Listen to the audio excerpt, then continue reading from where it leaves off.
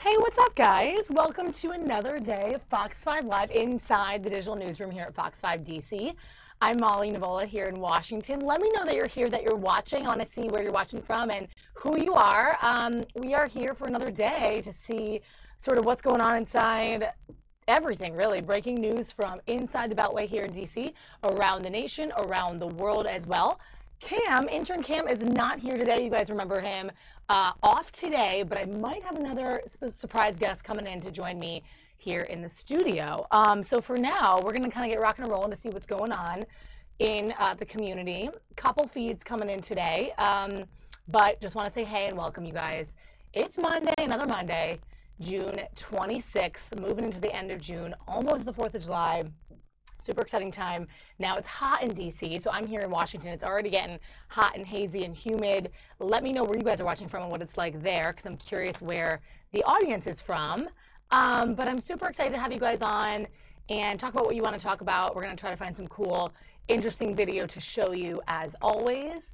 And like I said, I may be joined by a surprise guest, friend / intern who's going to help me out today. So we'll see who comes on in. But for now, I'm here in the studio. You can see I'm still a little bit covered up. My little private room over here. Wish I could be a little more social, but you know, such it is. So yeah, honestly, right now, this is actually one of the more interesting things. I'm going to show you this right now. We have footage of a cliff rescue coming in Cedar Grove, New Jersey. I don't know if you guys know where that is. I'm actually still kind of figuring that out, efforting exactly where that is in New Jersey, but check out this footage here. This is what we have of it. And yeah, just a little bit of that sound here, but this is what you're looking at. A cliff rescue. A man is apparently dangling off a cliff. And I'm going to find out some more information on this, but it is breaking news out of New Jersey. This is a Cedar Grove cliff rescue. Kind of a wide angle here. Sky Fox is over this currently, and actually I'm reading that a man fell from this cliff that you're looking at. I'm seeing some reports that the male is approximately 30 years old. Rescue teams are there working to recover the body. It's possible, I'm seeing reports that he has possibly died. Guys, this is a developing story right here. You can see the camera angle is kind of moving around over this cliff rescue in New Jersey, but that's what we have for you guys right now. Looks like rescue efforts are there. The incident occurred near Old Quarry Road in Cedar Grove, New Jersey, and right now that's what you're looking at, rescue teams at the scene here. Looks like a wooded area. Possibly he was rock climbing, hiking, who knows, but that's the breaking news that we have for you right now. I'm seeing reports that unfortunately the man has died after this fall, and that is just tragic. So we're going to find out some more information on that and keep you up to date there. Looks like the camera is sort of efforting around to find this.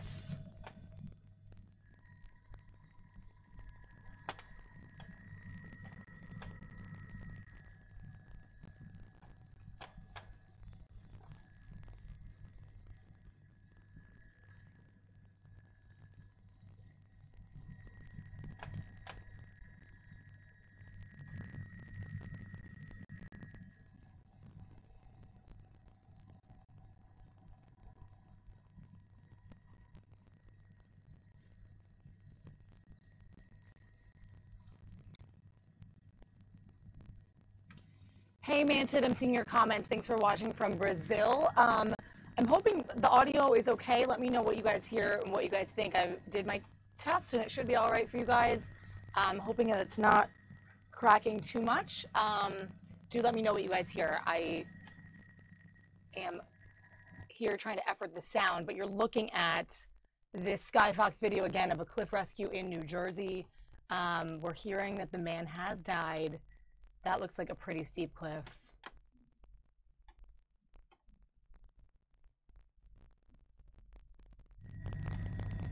There's a better shot of the rescue crews there trying to rescue this guy. Or at least his body. We don't quite know right now. But again, hearing reports that the man has possibly died in this incident in Cedar Grove, New Jersey. Guys, also concurrently going on, there's a news conference in Chicago to talk about the city violence and the recent efforts to combat violence in Chicago. So let's go over to Chicago real quickly. The experts stick around.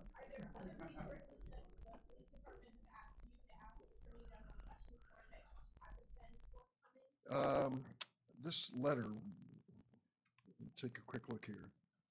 Well, there's a crime lab effort underway with the University of Chicago, and we are asking the Department of Justice to coordinate with the Chicago Police Department on that crime lab effort. I've seen that at other precincts.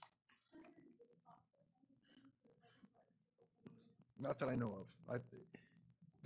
If you look at the cities with the highest per capita gun violence, of course, Chicago, sadly, is one of those. So is Baltimore. So it appears that ATF is trying to focus on those cities first. And you know, when you look at the resources, this is a database. It's like a fingerprint database. It's a high-tech way of coming up with a connection. I can recall when I went to ATF and visited last year, they showed a casing of a murder in Chicago and linked it up directly with a murder in East St. Louis. How did that gun 2 years ago get from East St. Louis to Chicago? Who brought it? They start putting these things together and they start piecing the evidence together, connect a line of responsibility and culpability, and they solve crimes. Someone shoots an officer and they end up saying that same gun was used in this neighborhood and that neighborhood. So it really is, it's valuable. It certainly doesn't solve the crime, but it gives them more tangible evidence to work with. Senator, with regards to our budget crisis, do you see any reason for optimism? The fact that they are in Springfield together gives me some hope. Well, I don't know where the governor's. I believe it called for the special session, so I hope he returns to the state capitol soon.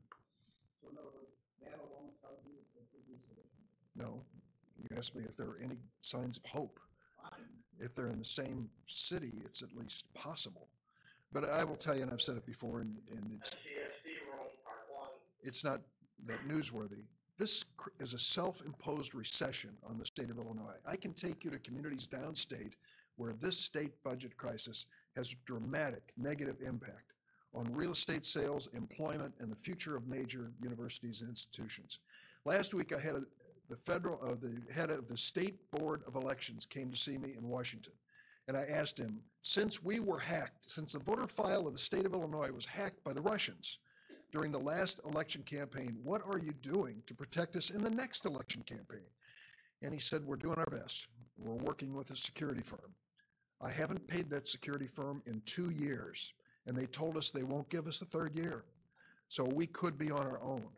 That means, frankly, our votes as citizens in Illinois are vulnerable to hacking because of the state budget crisis, and we can't pay the bill of the vendor that can bring in the new security measures.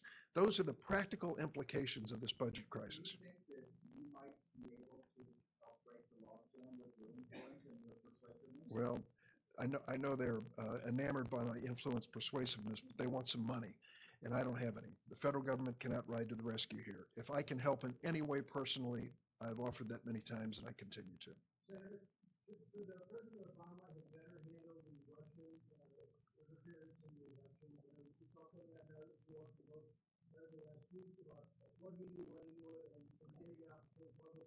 He would have been stronger if he went out to the public. I can, really, I can tell you that when it comes down to this evidence of the Russian involvement, it was developing over the last several weeks and months of the Obama administration, and sanctions were imposed by President Obama before he left office. President Trump cannot say the same. We finally, after 5 or 6 months of delay, passed in the Senate Russian sanctions. The pushback was coming from the State Department. They didn't want us to do it. And now it has to move to the House for that to happen, and they haven't taken it up either. So there's blame to go around, but this administration did not seize its opportunity to impose sanctions and tell Mr. Putin once and for all, keep your Russian fingers off of our election campaign. Well, you know, he did what he could by executive order. What you need is congressional action. It was the end of the year, a changeover with the new administration, a new Congress coming in. It wasn't the right moment to impose the stiffest sanctions. We've done a pretty good job in the Senate. It took us 5 months to get to the issue. Now it's up to the House to follow through, and I hope they view it as a timely requirement. This is Healthcare Week in Washington. There may be no other week in the Senate that is more important to the families, the doctors, and hospitals of the state of Illinois. The question is whether or not the repeal bill that the Republicans have been pushing will pass in the Senate. It's going to be extremely close. One Republican senator has announced he's voting no, Senator Heller of Nevada. Another 4 have said they're troubled by the contents of the bill, and I know personally there are 2 or 3 other Republican senators who are also worried. They want to move this through quickly. Let me give just a scene setter for you here. When we passed the Affordable Care Act, it was after 50 public hearings. We put the bill on the internet for everyone to read over and over again.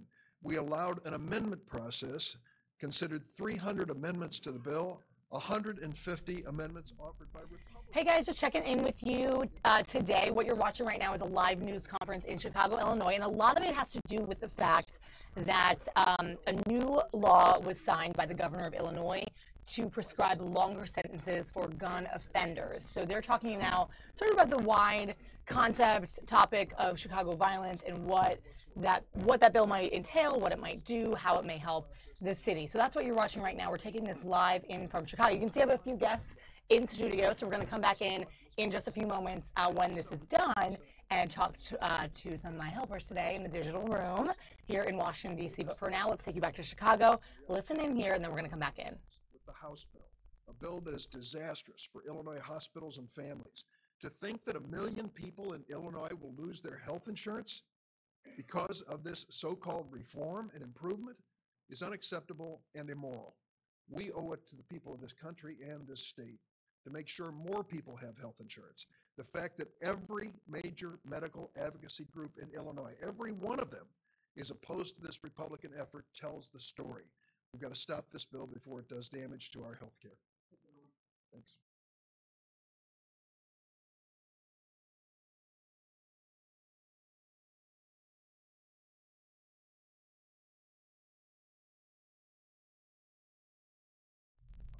All right, guys, we're back in studio. Looks like that is near to be over, so we're going to kind of pop back right here to Washington, D.C. Guys, I really hope the audio is better now. I was working on it, but hoping that it's working out now. I'm just saying hi. Hi, Thomas, Mantid. Hope that you guys can hear us. And yes, Thomas, I was noticing that you said that if the person did die, it is a recovery. So I apologize for using that word rescue. We weren't quite sure what was going on there. I still have a little bit of a video there, but it looks like the Skyfox, the chopper, kind of exited the scene. So again, if we do have that feed again, we'll bring that back to you guys to let you see what's going on in that recovery, because like I said, we're hearing that a man has died in that accident, unfortunately. All right, so back to the studio, guys. I'm here in Washington, D.C. with a new guest, Chelsea, and some of you guys may have seen Amber before.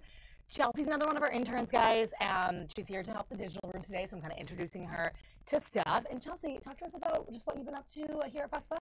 Okay, so I've been doing a lot of shadowing reporters because I aspire to be a reporter, and I'm applying to full-times right now. I've been doing some stand-ups, writing some BOs, and that's mainly what I've been getting into here at Fox. So great. And you are in college, right? Are you actually graduated? You graduated. So this is the first step before I'm in the real world. Great. Awesome. And you're from the area? I am. I'm from Prince George's County, so I've kind of been around D.C. Yeah. Awesome. I've noticed a lot of people coming in here are from the D.C. area or Prince George's or Maryland or Virginia. They're coming back for the summer, whether or not they're graduated, on the cusp of graduating, maybe going into senior year, but you're getting out there into the world. It's kind of scary. So Chelsea, I haven't had her in here yet, so it's been nice to kind of connect with her today on this Monday. She gets to see what the digital world is all about. We're going to kind of check around to see what's going on, but it looks like I have something outside of the Supreme Court right now, because as you guys may have heard, the Supreme Court, sort of 20 minutes ago or so, the breaking news was that they will take up the travel ban question in October, so they'll wait to the fall to take that up. And our reporter, Bob Barnard, was out there just talking about the scene and what was going on today. There's also rumors that Justice Kennedy may be done. He may be retiring. He's in his 80s. That's the big question for today. Is that going to happen? Will there be an announcement? So we're kind of watching that as well. But again, the breaking news outside the Supreme Court is that the Supreme Court will take up Trump's travel ban and let parts of it take effect. They'll take it up in the High Court in October. So that's news there. I have a question, just for kind of a... We don't have you on the mic right now, but we can have you talking into it. I have a question that's kind of like a form of a clarity. So, for a travel ban, will it specifically like affect people from certain countries? Like, will Americans be allowed to go there, or is it just the other way around?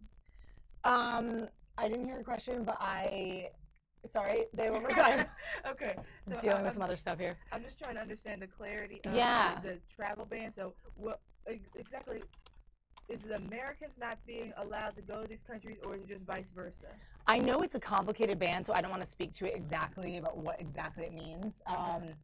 But it's definitely worth looking into and looking up, because there were so many. There was one form that didn't make it through, then there was another form of it, and I just remember there were multiple parts to it. I was reading that the Supreme Court did reinstate parts of it, but again, the big question, overall question of it, will come in October, so we have yet to see that. So actually, good question.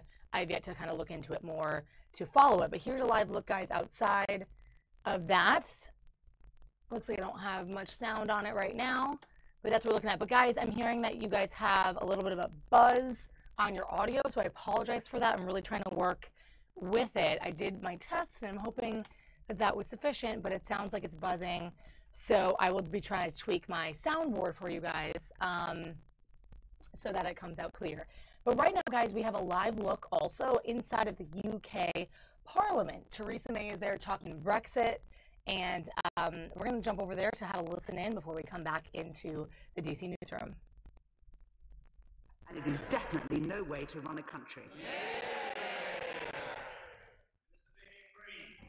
Let me deal, Mr. Speaker, with some of the detailed points that the Right Honourable Lady has just made.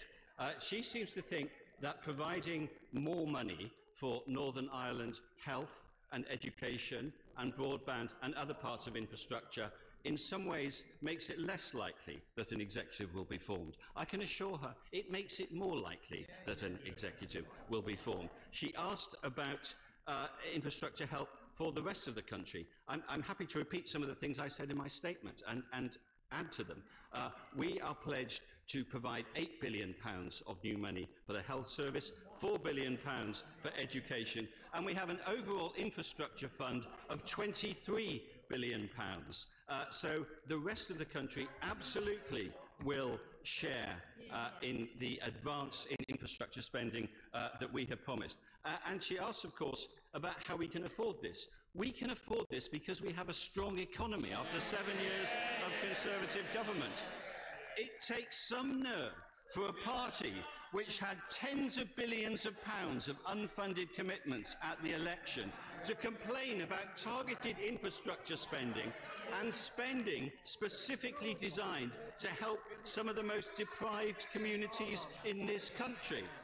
The party opposite also had a pledge to nationalise half of British industry, and they said that wasn't going to cost any money because although they would borrow the money, that didn't count as borrowing because they would pay it back out of the profits of the industry. So I got two things to say to the Right Honourable Lady. First of all, if you borrow money, it's still borrowing. And secondly, after 6 months of a Labour government running an industry, there wouldn't be any profits to pay back any of the borrowing.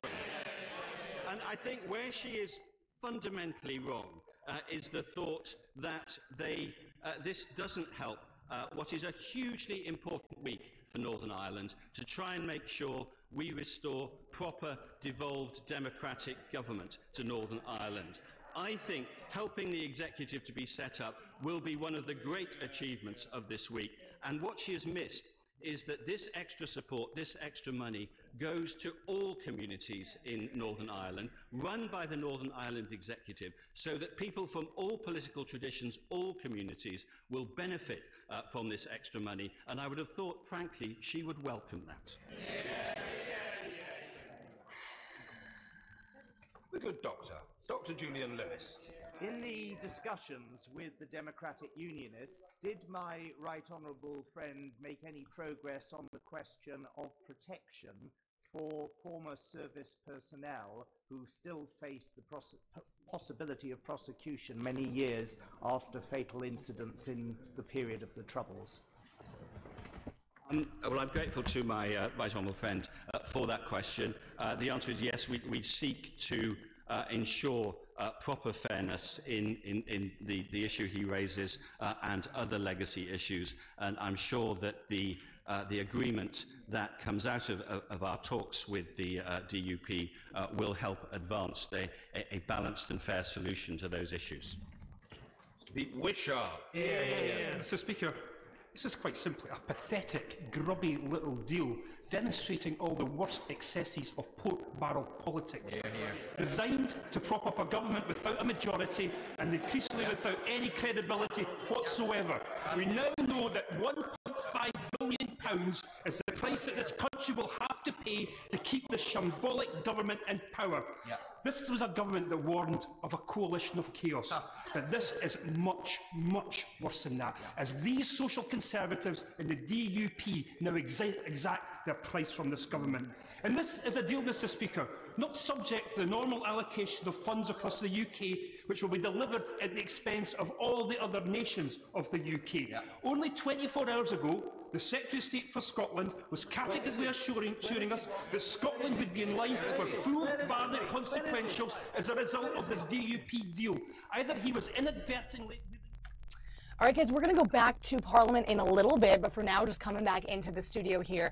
If you were on with us earlier, you saw the news conference in Chicago talking about the violence in that city. That all stemmed from a very deadly weekend in Chicago. There were 3 men and at least 35 more people wounded in shootings just since this past Friday evening, and there have been 321 people shot so far in June. So really a big surge in violence in that city, as we've seen. So we were kind of seeing the fallout from that and the talks about what they were going to do about gun violence there. It's a scary thing. I have a good friend in Chicago. I don't know if you guys are familiar much with Chicago, but you hear about that, and it's always been known to me as sort of a violent city. So seeing kind of them be in talks about what's going on there and what they're going to try to do to fix that is always a good thing. All right, meanwhile, guys, I'm in studio. If you're just joining us, I'm here with Chelsea, Amber, and Emily. She can wave in the background. A lot of people in here today. It's the ladies' room. Super excited to have them to help me out here today. So we're just going to bring you around the nation and around the world for anything live and breaking, whatever we got video of to share with you. But Chelsea, you're here for the first time, and are you enjoying the room? Yeah, it's pretty cool, but the shooting number in Chicago is pretty high, and that's kind of scary. Isn't it? I mean, it's only been, how many days in the month? Okay, 26, I know, but still 300 people? Yeah. And those stats are just amazing. Since actually the whole year, since January, more than 1,600 people have been shot, 292 of them fatally. I'm reading these stats from our sister station in Chicago reporting on this, and it's wild. Hey, Stig, good to see you. Thanks for joining us. I know I do have a group of lovely ladies, don't I? Oh, thanks. So happy to have some of my regulars on. Guys, I really hope the audio is working out today, trying to make it clear for you so that you can kind of stay engaged and stay curiously minded with us and talk to us about what you like. Tell me where you're watching from and let me know any thoughts that you have in the chat on the right-hand side of your screen. And if you like the channel, click subscribe so that you can see when we come up every time that we come up live, which is every weekday at 11 a.m. into the afternoon. So usually we have a lot of stuff going on in politics and whatnot. And actually I'm seeing a feed right now. It looks like we have someone outside the Supreme Court. So let's check in there and see what's going on. Interpretation here, or one that has really broad consequence for the free exercise of religion. That's an important question. Just how broad is this decision? And we won't know till we see future cases. My take is, though, that it's pretty broad. It is important. It says that government may fund, in fact must fund, give money to churches and religious activities so long as a specific enterprise in question is not religious. Now, that's going to cause a lot of states to take another look at their constitution, and many constitutional provisions are now suspect. I'd like to turn to the travel ban. Has to be interpreted to the White House as a huge victory for them. A huge victory for the White House. Yes, indeed. There's no other way of looking at this. In fact, I see this opinion here lifting the stay, allowing the ban to go forward against most of those against whom it was to be applied as a blueprint for a decision later this year. This case will now be argued again on the merits fully the first week of October. You get a decision sometime in maybe December or January, but I expect whatever they say will closely model what they said here, that the ban can remain in effect except perhaps for those who have personal connections with entities or other people here in the United States. A big win for the White House. And a huge reprimand for both the Fourth and the Ninth Circuits. Well, that does happen, yeah. It is a blow to those courts. In fact, a particular blow because there's not a single justice on the Supreme Court that bought on to their decision. And the administration that the president has wide authority to set the parameters for immigration and to protect national security. The argument against that is that while the president does have broad authority, the Constitution gives even broader authority to Congress. And Congress passed the Immigration and Nationalization Act, which prohibits discrimination based on religion. So I think that gave proponents some muscle, which the Ninth Circuit recognized, the Fourth Circuit not so much. But still here, proving it's discrimination against religion when most Muslims are not affected by it, I think might be difficult. And the court did say in its opinion today that when this case finally does come up here for formal argument, the administration is likely to win. Lastly, let me ask you if you care to offer any comments at all about the presence of Gorsuch on this. Can you read anything into his presence on the court from the opinions we saw? Well, we saw today that he sided with Alito and Justice Thomas, and I think that's a trio that you're going to see together a lot. He is going to perpetuate the conservative voice of Justice Scalia for decades. That is extremely important. You might not see it in this case or that case, but down the road, that is a big development here, and I think most people are here for the reason they thought maybe Justice Kennedy might be retiring. Liberals, I'm sure, are relieved that he did not. So you think that's a done matter right now? There is no retirement? I suspect there is no retirement, although it has happened with Justice Marshall. On the last day of the term, the court came down with blockbuster decisions. We all went to our desks and wrote stories about the decisions, and at 3 o'clock in the afternoon, he announced he was retiring. We all had to redo everything. But I think the betting here is that while I know he's discussed retirement with his intimates, I think the betting now is that he's going to wait a little longer. Excellent. Yeah. Thanks so much. Always a pleasure, Doug. Yeah. Really enjoy your work. Yeah, thank you very much. Yeah. I have to ask you, do you ever get confused with my favorite singer-songwriter, Tim O'Brien? No. Are you familiar with him? I am familiar with him. That's some of the CDs. He's very good. He's played here at the...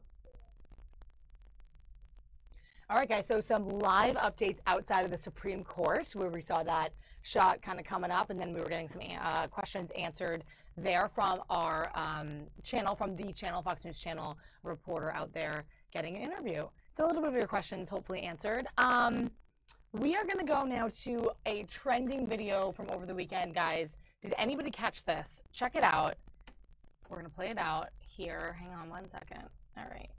Check it. This was a girl who was rescued from a ride at Six Flags. Her neck is stuck. Oh my gosh, that is so scary. Just listen in.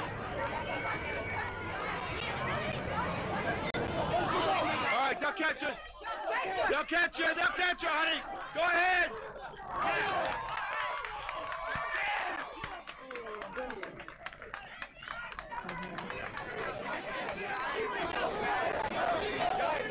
Out of the way. Yeah, this is Great Escape, who has nothing at all in place to help save somebody who's stuck. Oh my God. So yeah, that guy was clearly not happy after seeing that, and so scary too. That he yelled, her neck is stuck. I was reading this, actually saw it for the first time on Instagram this weekend. I knew it would make viral content and people would be taking it on the news. And we ran it in our morning show today, but it was a 14-year-old girl who survived that drop. It was a 25-foot fall from a gondola ride at Six Flags in New York on Saturday night. Have you guys, like, what's your experience with amusement parks? I have luckily never got stuck on a ride, but I know the Six Flags in Bowie, Largo, whatever that area is, always has stuck rides. The Superman, the Batwing, like all that stuff, and that's pretty scary that happens so often. And I actually just saw another video of some other guy was on like a spinny, twisty ride and fell completely out while upside down. My goodness. So I think it just is a common thing now, and I think that's a problem. About you guys? I haven't experienced anything like that, but that is pretty concerned. That is definitely concerning, especially considering it's a regular thing. I mean, I don't understand like if the contraptions are just old or they just need a lot more daily maintenance, but the fact that it's occurring a lot more than it should is definitely concerning. Yeah, I'm just looking at some of your comments, guys. Tom is saying, yeah, did she slip out? Or I honestly, the fact she was stuck by her neck or something, at least the guy yelled that out, freaks me out. Like, I don't know what she did to kind of get free, but then that she fell, and luckily those people were there to catch her and everything. But like, and what was that guy thinking that was in the seat next to her? Was there someone on there with her? It looks like, or was she alone? I think she was with somebody, right? Yeah, she was. They So were that guy holding on. he must have felt like so helpless and just like, I don't know exactly. Yeah, we're not really sure exactly what happened, but guests and employees kind of gathered around under her, caught her, which is great. Everything seemed okay, but then people started talking about like what does Six Flags have in place to kind of work with this type of stuff. So. And it seems like they don't really have something in place because the things get stuck and they get stuck for a long time. Right. And that other person looked like they were going to try to hold on as long as they could. Mm-hmm. But if people weren't there to catch her, what was going to happen? Yeah. Well, for starters, there would have been a problem because of the heat. So that automatically would have caused some health concerns. Yeah, guys, we have something else coming in that I want to jump to just so that we don't miss it. But it's a breaking kind of conference, so we're going to go there in just a second. But hey, Texas, good to see you. Thanks for coming in. Yeah, it is totally a girl club meeting today. We got Chelsea, Amber, Emily, Molly. So we're all in here. We're so excited. Thanks so much for coming in with us today. We're going to be jumping around today. So first, I'm going to try to find out a little bit more about this. This is, I think, down in Georgia. Something coming out of there, and once I have more information on it, I'll bring it to you, but we're going to jump down there now. We need more information, and while this may have been done out of the eyes of the police officers, it was not done out of the eyes of the community. We have this on video. It's just a matter of time before we catch you, and we hold you accountable for what you did. Are they still just charged with simple robbery? The commander. So we're investigating this as a second-degree robbery due to the severity of the victim's injuries. Chief, how good is the video? How confident are you that you'll be able to make an arrest? We've had a chance to watch it. It's pretty good video, and so we're always looking for more video that could be enhanced or have better angles or better shots, better clarity. But what we think we have right now is pretty good. We're putting that out to the community, and every time we get something that we think will help, we're going to put that out and ask for the community's help to identify these people quickly so we can apprehend them quickly. Is simple robbery enough of a charge in this case, do you think? The second-degree robbery certainly is, because the person has an injury as a result of it, and it has a pretty substantial penalty. What happened? 40 years. What can you tell us about the nature of the injuries to the victims? One is in critical condition. One was hurt pretty badly, but was stable, able to talk with one of them, and that was just Saturday night. And so I believe those conditions are probably about the same right now. Can you say where they're from? They were in town visiting from the Boston area.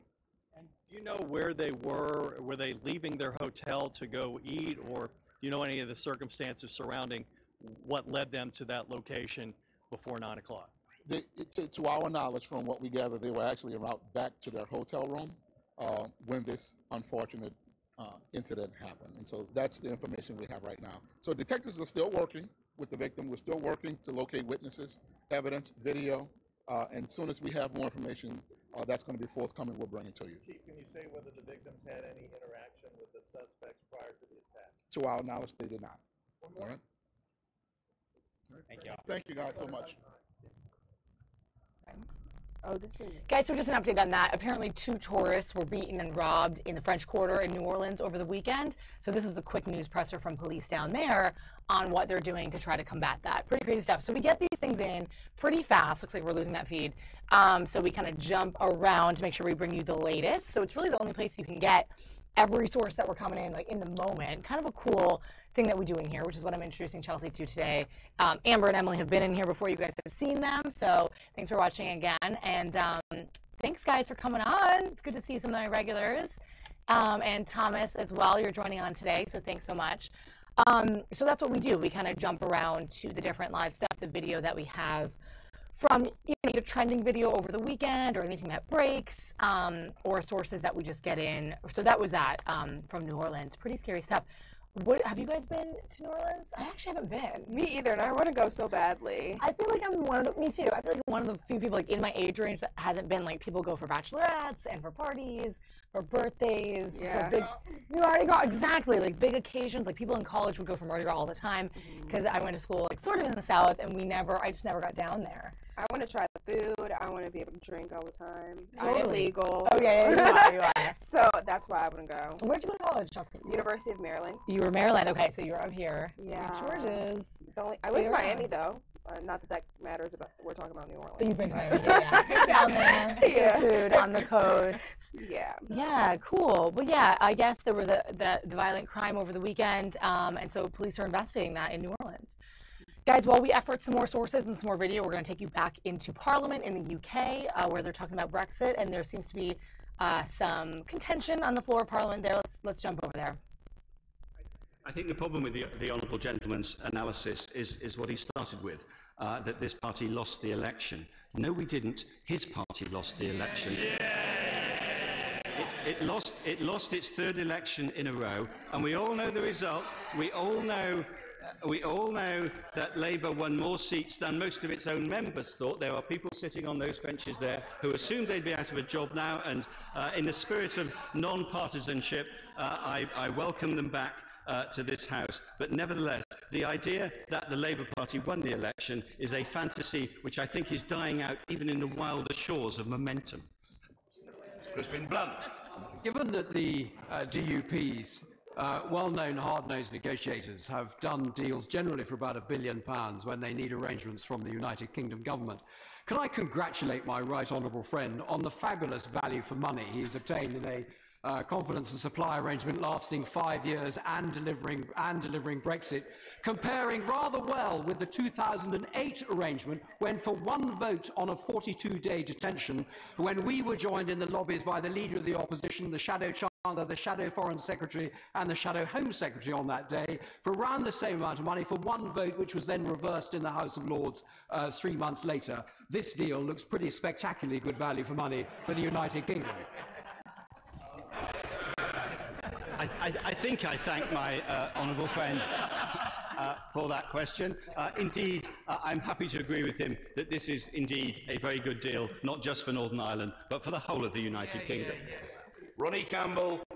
You must all be aware that the northeast of England is one of the poorest areas in the United Kingdom. And we haven't got a Barnum formula, and you've only got 4 or 5 MPs, at least the last count I've counted, in the northeast of England. So obviously we're going to get note. But is he giving our money away? Will we get what we're getting? Or we're going to get note? Yeah, absolutely. If the honourable gentleman wants to come and talk to us about a deal, then I'm sure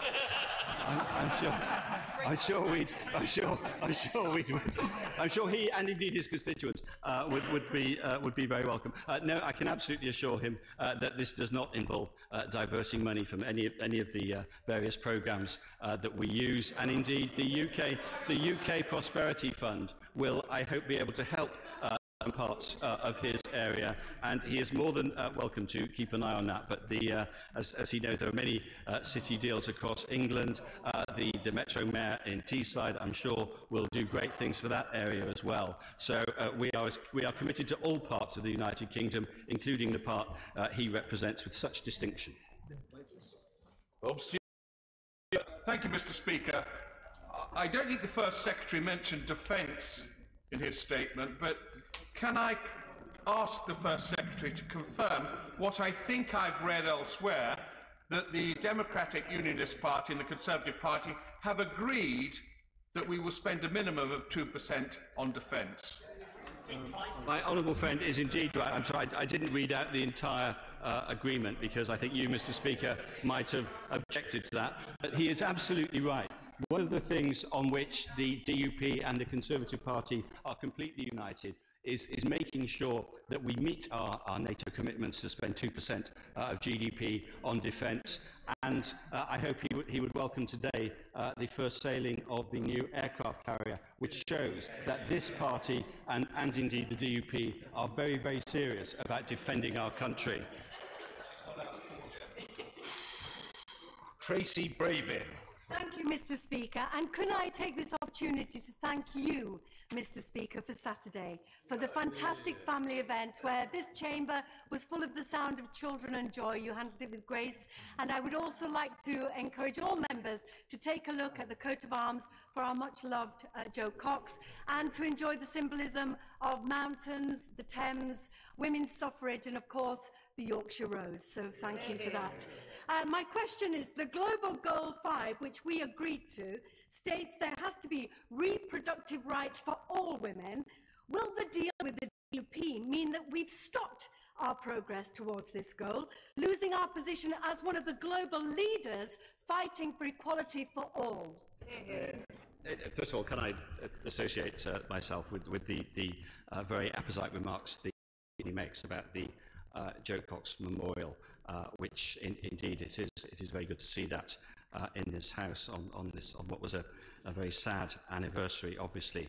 In terms of her question, as I said to her honourable friends, this is a matter to be decided in Northern Ireland by Northern Ireland politicians and the people of Northern Ireland, and that is where she should be making her arguments. Andrew Bowie. Thank you, Mr. Speaker. Can my right honourable friend confirm that this government is committed to ensuring that everyone from every nation and region of our United Kingdom are able to share in the proceeds of continued economic growth?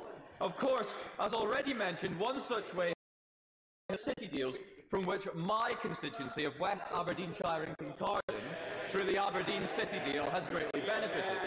So what is this government going to do to boost investment in Northern Ireland and spread the benefits of such mechanisms as these?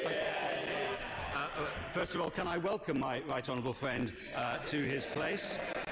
And he is completely right to point out the benefits of the investment that has been made in his constituency thanks to the strong economic progress made by this government over the past 7 years, which means that we can afford regeneration and investment like that in a way that those who would run the economy down wouldn't be able to afford. And I'm happy to assure him and indeed the people of Northern Ireland that this same strength of the economy can be used to regenerate, will be used to regenerate communities all over the United Kingdom, including in Northern Ireland. I hope that I have pronounced correctly the surname of the honourable member for West Aberdeenshire and Kincardine, and if I may be permitted, I hope even further that the honourable gentleman is as devoted admirer of the late and great David Bowie. All right, guys, so we should have that feed for the majority of the day. It's pretty interesting, I think, as sort of to see inside Parliament there. We don't always get to do that. And the fact that we have that feed today means I really want to watch it. I think it would be fun to bring to you guys. So we're going to be kind of in and out of that, but just changing it up, guys. I see some of you commenting on the sound. I do apologize. I'm really trying to do everything I can to make it audible for you guys and work out. So I hope it's not crackling too much. I'm working on fixing that. Please do bear with us here. But if you're just joining us, guys, I'm here in studio with three lovely ladies, Chelsea, Amber, and Emily today. Wave in the back.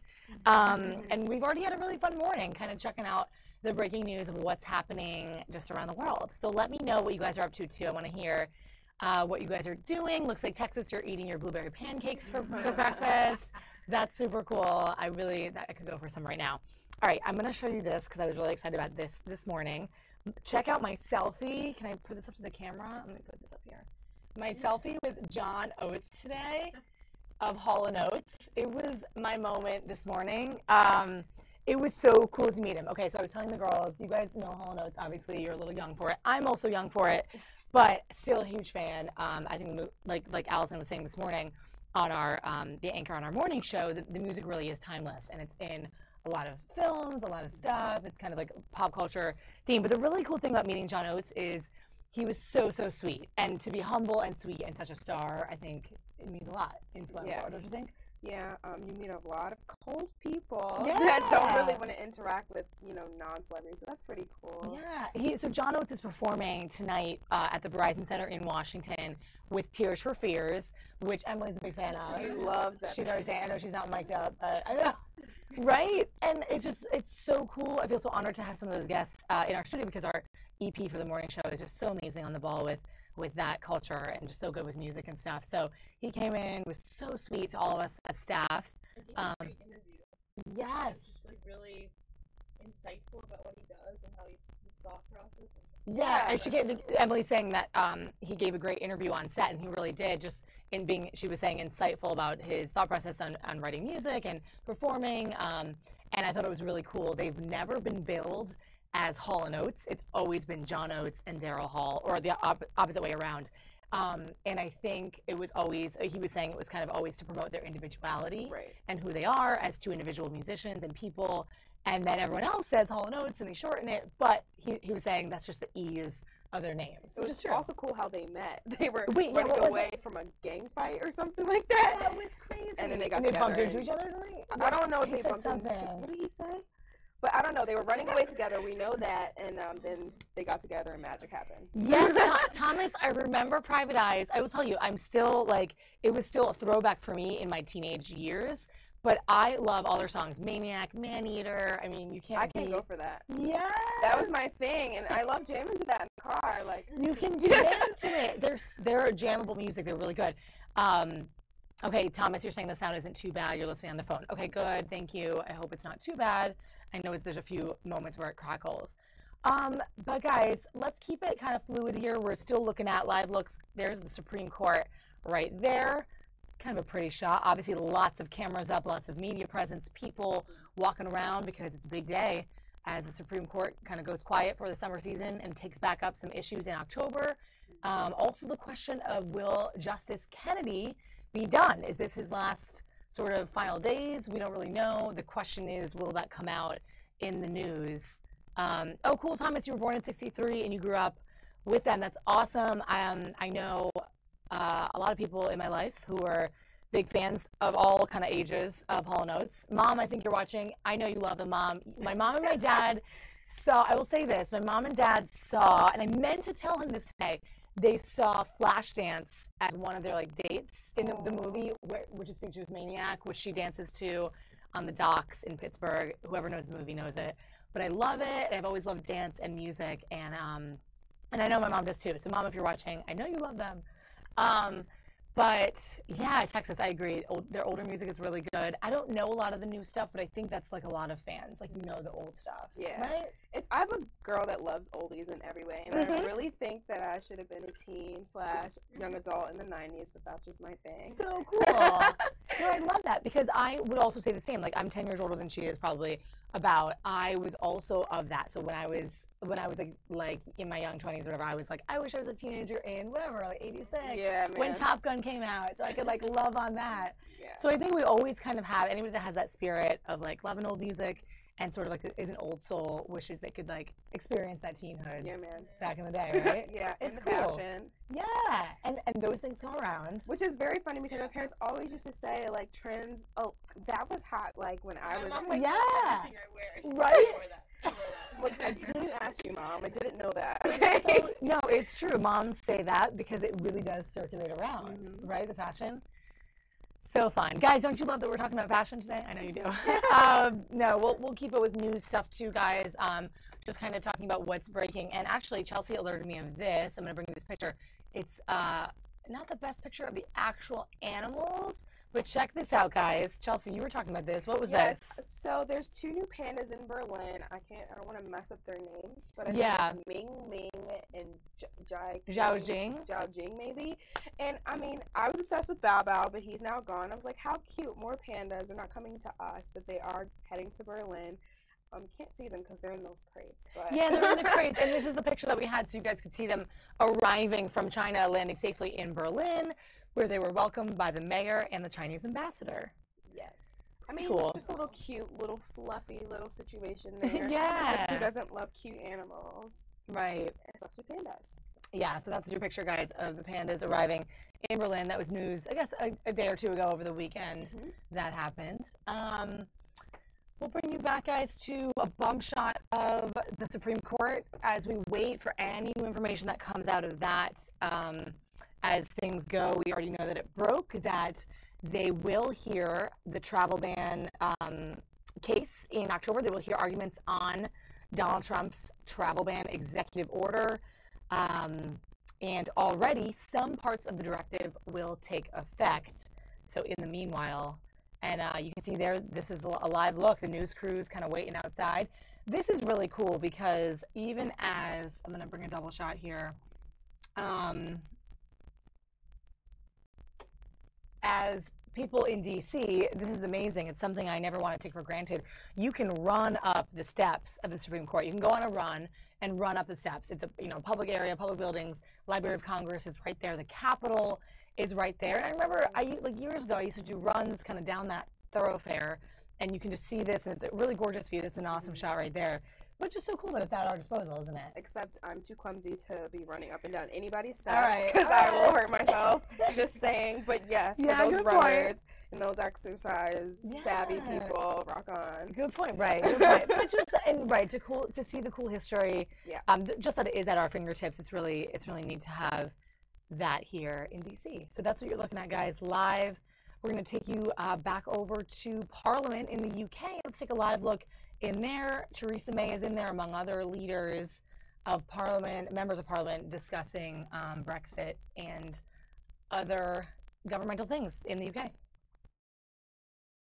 To neglect the people of Wales and treat us like third-class citizens in this so-called family of equals. Mr. Speaker, my party has always been at pains to prove that the Barnett formula is not fit for purpose. The government's disregard for it today seems to indicate that they now agree. If this government can hand out £1 billion to Northern Ireland in times of such austerity, then I would ask on behalf of the people of Wales, where is the £1.7 billion, which is now so evidently our right? Well, I'm happy to remind the Honourable Lady that under the new funding formula agreed last year, public spending in Wales is roughly £120 per head for every £100 per head spent in England. So the idea that this government is in some way neglecting the people of Wales, my own homeland, is very, very wide of the mark. And of course, that's through the Barnett formula. And on top of that, there's two city deals of funding up to 540 million, which should release private sector investment totaling 0.7 billion. So as you can see, the people of Wales are being well served by this government. Ian Murray. Mr. Speaker, be in no doubt that this deal's got everything to do with the Conservative Party and absolutely nothing to do with the country. And if it had anything to do with the country, the First Secretary will come to the dispatch box and tell me how much money Scotland will get as a result of this deal being signed.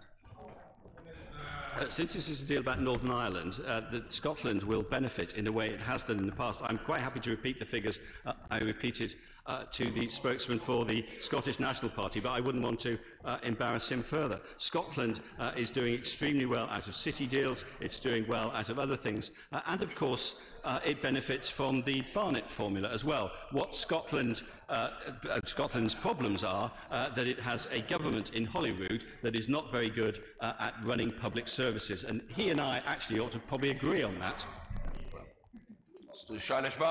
Thank you, Mr. Speaker.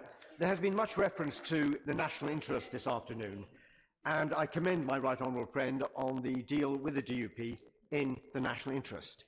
However, would he agree with me that given the crucial time in our history that we have at the moment and the challenges that lie ahead, now is the time for Labour to actually work constructively with the government for the greater good of the nation rather than seek to score political points? Well, I agree with my honourable friend. It's a very wise point, and it's never too late to repent. And if the opposition front bench wish to adopt a more constructive attitude to this, I would very much welcome that. Last chap. Ian Paisley. Thank you, Mr. Speaker. Does the First Secretary view with utter despair the comments and inferences from the front bench in their statement today that effectively people will go back to war because we intend to spend £1.5 billion upon services that they so vitally need? A bit of rationale surely needs to be injected into this debate that this is a good deal for Northern Ireland and a good deal for the entirety of the United Kingdom.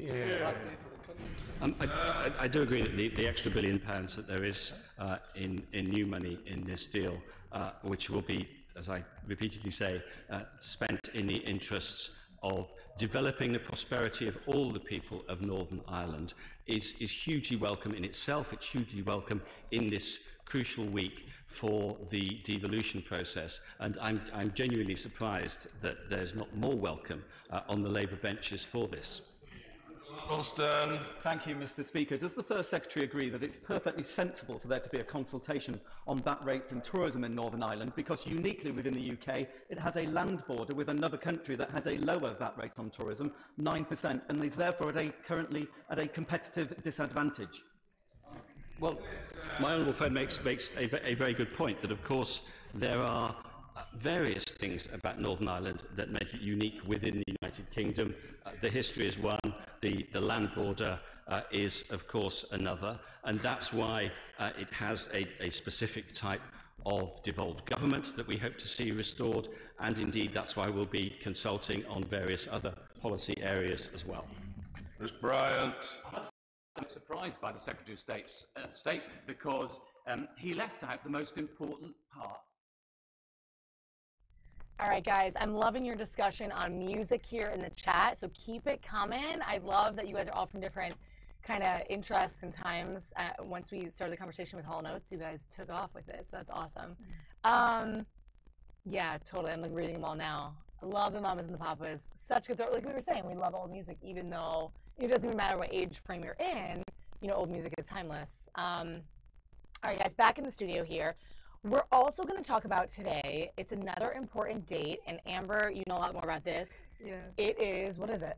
Harry Potter. It's the 20th anniversary of the creation of Harry Potter? Or the books? The publishing First of book. Harry Potter. I believe, if what I know is correct, and I might be wrong, so forgive me if I am, she published it every like on this day in like 2003, 2005, 2007, all the way back to like the 1990s. So she's done all 7, I believe, on this day. Again, I might be wrong, but I'm pretty sure that's what it is. So we're going to go right now to a tweet from the author herself. And if you guys remember, I'm going to get that mouse out of there.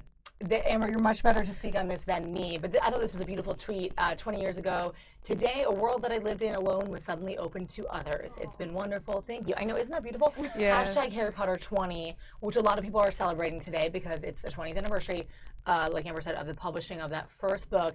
And Amber, you're a longtime fan. Yes, my time with Harry Potter and knowledge of it was limited. I started with it during my senior year of high school, and I know more about Star Wars than about Harry Potter, but I still know a lot. I know that J.K. Rowling herself had gone through so much, and then to create this story, just from a perspective of being a writer, that's huge, because to be a writer is to write and create a world that in most cases doesn't exist. And so for her to just, despite the fact there are circumstances that she went through, she went and created this story and inspired millions to this day, and just, it's amazing to see what it's gone through as a fandom, what it's gone through as a story itself. Good point. It's cool to see a series like that I believe she didn't even know or think that it would ever take off. Kind of make so much money and be so famous. I know that originally, if what I know is correct, she originally got the idea on a train ride, and that it was supposed to be simply about a story on a train ride, and then eventually it just expanded on things based on like history with Nazism and her time with depression, and it was just a lot of stuff. And so the fact that it's exciting for me because I'm 1 year and 4 days older than this. I texted my mom, like, I'm 1 year and 4 days older than Harry Potter, and she just gave me this emoji just rolling her eyes. It's true. You guys were young. You guys were all pretty young when it came out, but I remember it surging sort of I was like 10 or so or 11, but in that sort of teenhood era, and people were picking up the books and like, I don't know, 9th, 10th grade for me, 11th. Can't remember, but people that were sort of all ages, I feel like, got into it. I'm saying this from a perspective of I am not as familiar as a lot of the fans, but I know, girlfriends of mine or whoever were fans, and it was huge, and it was sort of sweeping the nation. I mean, it still is famous, although most people might consider it going away because of the fact that the movies are done and that the books have been done, but even with Cursed Child, but it's still going on, it's still strong. In fact, even after it was over, it was considered one of the top fandom or top publicity, like, community in a very long time. That's so interesting. In Texas, you're mentioning Lord of the Rings, which I also brought up when we were off camera, because it is sort of in that same kind of category, that same genre of fantastical series that really take off, that people have kind of have cult followings for, and it's really cool. Like, people kind of go down their interest paths. Did you say cult? Cult following? Yeah. Kind of cult following. That's sort of like a colloquial term for it. It's probably called fandom. Yeah. I mean, I would go either way. Just the general term for it. But anyway, that's Harry Potter, guys. So a little blip on that. What do you guys think about that? Let me know if you ever got into that. For some reason, I don't know if any of our viewers are into it, but that's just what I'm thinking. All right, we're gonna go. Yeah, guys, I still have this shot of Supreme Court as we await any news coming out of there. Lots of people set up there waiting to see. You can see tourists walking by. Maybe some of them are aware of what's happening today, maybe not. The big question, too, is will Justice Kennedy step away and retire? Is he done now that things are kind of wrapping up as we go into July and August? Or he's getting older, I believe the oldest member on SCOTUS. And yeah, we wait to see kind of if that breaks. But for now, guys, we'll be eyeing whatever breaking news comes our way and any videos that come our way. Let me know whatever you want to chat about in the chat, and we'll be here in the digital newsroom, guys. We're going to bring you back to Parliament, the floor of Parliament in the UK.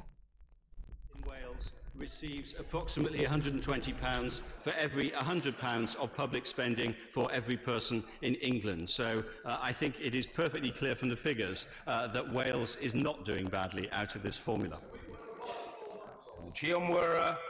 Mr. Speaker, during 7 years of austerity, which left North East working families on average £1,000 worse off per year, Tory governments refused to invest in smart growth for good jobs.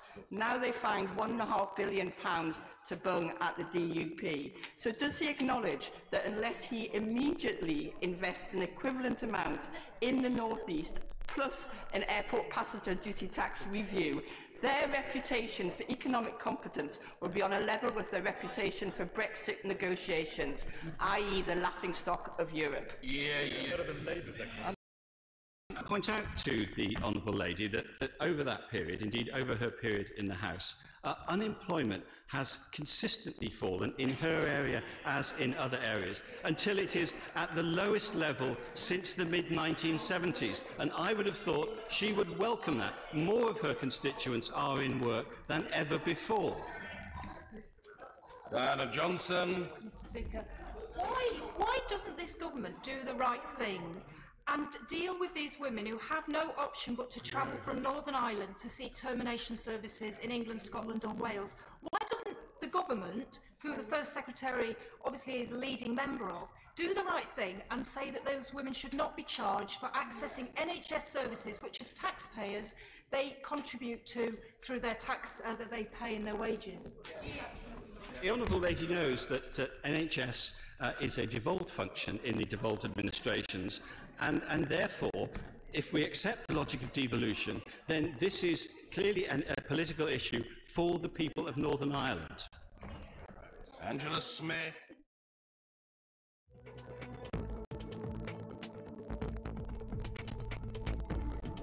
All right, guys, so that feed has paused for us. Sometimes that happens in and out, especially for international feeds. But I think it's pretty interesting to hear the discussions on the floor of Parliament. It's something you don't always get to see. So we're glad that you're joining us, guys, today on Fox 5 Live. It's another Monday. How do you guys feel about Monday? Ready for it? I'm not a fan of Mondays. It's going. You guys like being in the digital room. I know you do. Yeah. Yes, it's fun in here. So it's a girls' party today, guys. I got Chelsea, Amber, Emily, and we're rocking and rolling on this Monday. So they are all interns, generally from the area, from the DC DMV area, either in college still or just out of college, and enjoying their internship here in the newsroom. How's it going? Do you guys like local news? I mean, yeah, tell me about Yeah, you tell. Emily, good to talk. Well, you guys can see Emily. As you know, the Wake Forest journalism program where I go to school is not huge, but and like we don't have broadcasts, so just honestly being around everything to me is so cool, and I love the news or the web room because it's very innovative. And I think this is more the direction of where news is probably headed. And I think it's so cool that you get these live feeds, so you're literally seeing everything. I'm gonna show them as it's happening. Let me, as you talk, I'm gonna show them what you guys are looking at. What I'm gonna do is flip. This is a cool view of it. How about you? If I selfie share, okay. That is. Isn't that smart? I know. I'm not gonna do this. This is because I flipped it around. It's a selfie vision. What we're looking at here, guys, is all of these screens. Isn't that neat? And so we're looking at all this. I know it's trippy. To effort. Literally all the sources that we're getting in, video here and there, so we can kind of cover it all and bring you guys what's breaking. And like Emily said, a little plug for Wake Forest University. I'm a fellow deacon. I graduated years before she's not even graduated yet, but she's right. We had a small, and they still do have a small journalism program. Good. Small. Small, but good, and not a lot of TV broadcast access. However, I was in Wake TV. Are you in it? Is it still a thing? Wake TV was like a broadcast thing. I don't know if it's still booming. It is, which I actually have to figure out because I've been more into like podcasts and the writing part of journalism, like OGB, but totally already school newspaper. But I need to get into Wake TV this final year. Yeah, so I can kind of resonate with Emily because we went to this, I went to the same school and it was still the program that it was. So I minored in journalism too. So it's cool to have a fellow deacon. But how about for you guys? What is your impression of kind of seeing TV news, the local world here? So, at Maryland, there actually is like a TV station. Yeah. So we kind of, do the reporting, the shooting, the editing, the writing. So we kind of get a taste of like the traditional newsrooms at NJ. And we do also get the like reporter photog side too. So we kind of get a little bit of everything. And I guess like we're lucky and we have like 4 bureaus if it's the Capitol News Service. So being around this is just exciting because you kind of know what you're doing. Can't really do it here, but like it's still a good experience to just be around and, talk to people and get experience. Yeah, that's great. And Amber, you've been enjoying everything? Yes. I'm actually a creative writer, so this is actually my first time in journalism, period. So I didn't know what I was going to be expecting when I started, but I've been getting a lot of experience since day one. So it's been quite an interesting, been a quite interesting experience so far. Awesome. Great, guys. Okay, let's change gears a little bit because I want to show you guys this video that the social media content creator, editor, coordinator from our station, Risa, and I put together from this awesome digital art show that is on display now in Southwest DC. It's a brand new kind of innovative concept called Art Tech House. And what it is interactive art. So it's art that is full of light that basically moves with your movement, your body movements, interpret it, and it offers visitors a chance to be part of the art. We put together this awesome video. Check it out right here, guys.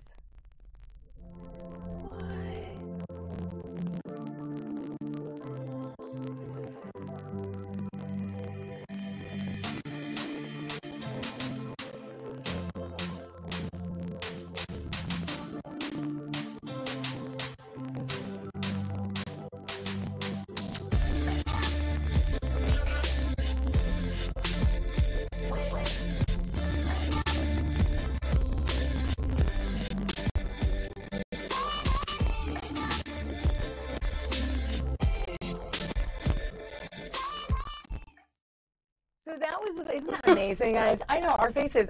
That video was so cool. I credit Risa for putting that music together with the movements, but really it's dictated by movement. And some of you guys have seen my Instagram texts, I think you did. We posted some pictures individually on there because it was so just dazzling. It was interactive. It was mesmerizing. It was very Matrix-like. And for people that love that world of digital arts, which I know you guys do too, especially just being in the young, anybody in this era that explores, anyone that's using YouTube, that uses all this digital stuff for media, loves digital art. So anyway, again, I credit Risa for putting that together. She's our sort of my colleague there in the social media digital world. But it's really a new art craze, and people are really digging it. So once again, it's in Southwest Washington, D.C. It's sort of a small, it's kind of hard to find, but it's labeled, and it's next to the Mandarin Oriental Hotel. So it's in kind of a snazzy area on the water right in Southwest DC. And it bills itself as the first of its kind innovative art space for experiential and immersive large-scale art installations by artists in arts and technology. So really cool to check out. You guys like that kind of stuff? I mean, DC is a haven for all that. So wait. So this is a place where you can like do movements and stuff happens? Yeah, so exactly. So sometimes, a lot of the art is changed by whether it be movements, your body weight, your touch, tactile, your breath even sometimes changes that. I know, it's really cool how they're made. It's really hard. It kind of blows my mind. So it's kind of like similar to Hogwarts, somewhat. I don't know. That's the Harry Potter reference that I don't know. Oh, maybe. Magic? Is it kind of like magic? You guys might know too better than I do. Texas, you're saying we would like the side port in Louisiana. I don't know what that is. Tell me more about it. I'm curious. That's really cool. I do like that stuff. Anything that's adventurous like that with like light and action. So we had so much fun with it. And I think the video kind of represents how we had fun with it, like drawing pictures on the wall with our hands and with our movement, creating a movement. A lot of it has to do with projectors and cameras and lights. So there's a lot of science behind it, and you can learn about it throughout the way. There's headphones to kind of listen in to what pieces mean and how they're interactive. So it's innovative. It's cool. So where is this? It's in Southwest Washington, D.C., so it's in D.C. I guess we could have taken the metro down, but we drove down and parked, and it's right there on the water, way down in Southwest, so LaFont Plaza area, if you guys are familiar with D.C. So is it, do you have to pay to show up, or is it free? Yeah, this one is actually a paid one. Not everyone is. D.C. so known for doing a lot of cool, free, interactive experiences. This one is paid. We went to review it, so we went in as press, and that was really cool to see. And what's really cool, what really stood out to me, is that there's no time limit on it, because a lot of the cool art, sometimes they like limit you or they time you for the sake of getting everybody in and out, which totally makes sense. But yeah. Anyway, that's our Tech House, guys. Hope you guys enjoyed that little video. Let's take you back to another shot of Supreme Court. This is a different view. We got a little bit of a different angle here. A little bit of sound on here. We'll leave you here for just a moment, guys, as we find some more breaking news and live events from today.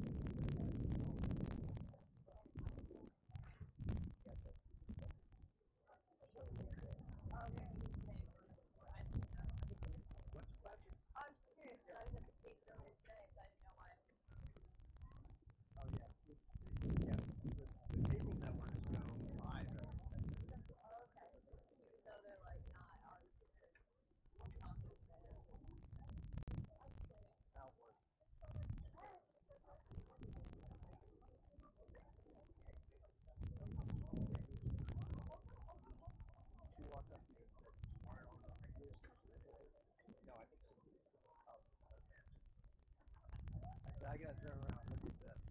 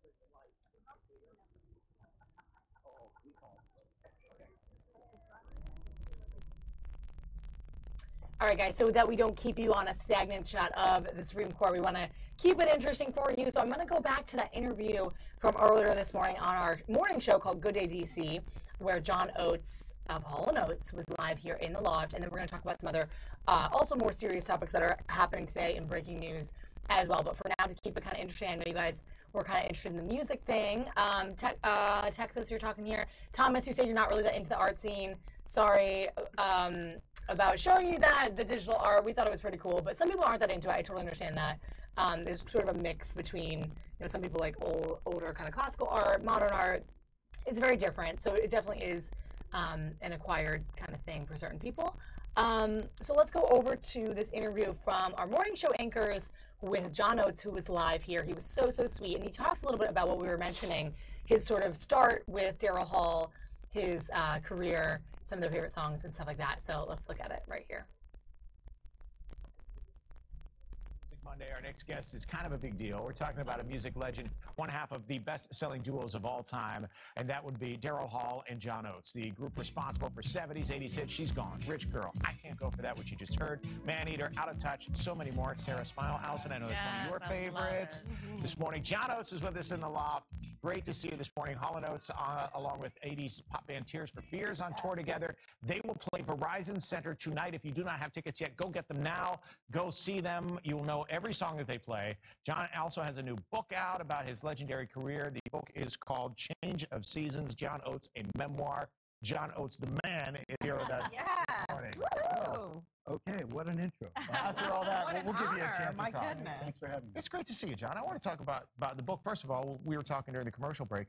This all came from a fan, really, didn't it? Well, it was a fan.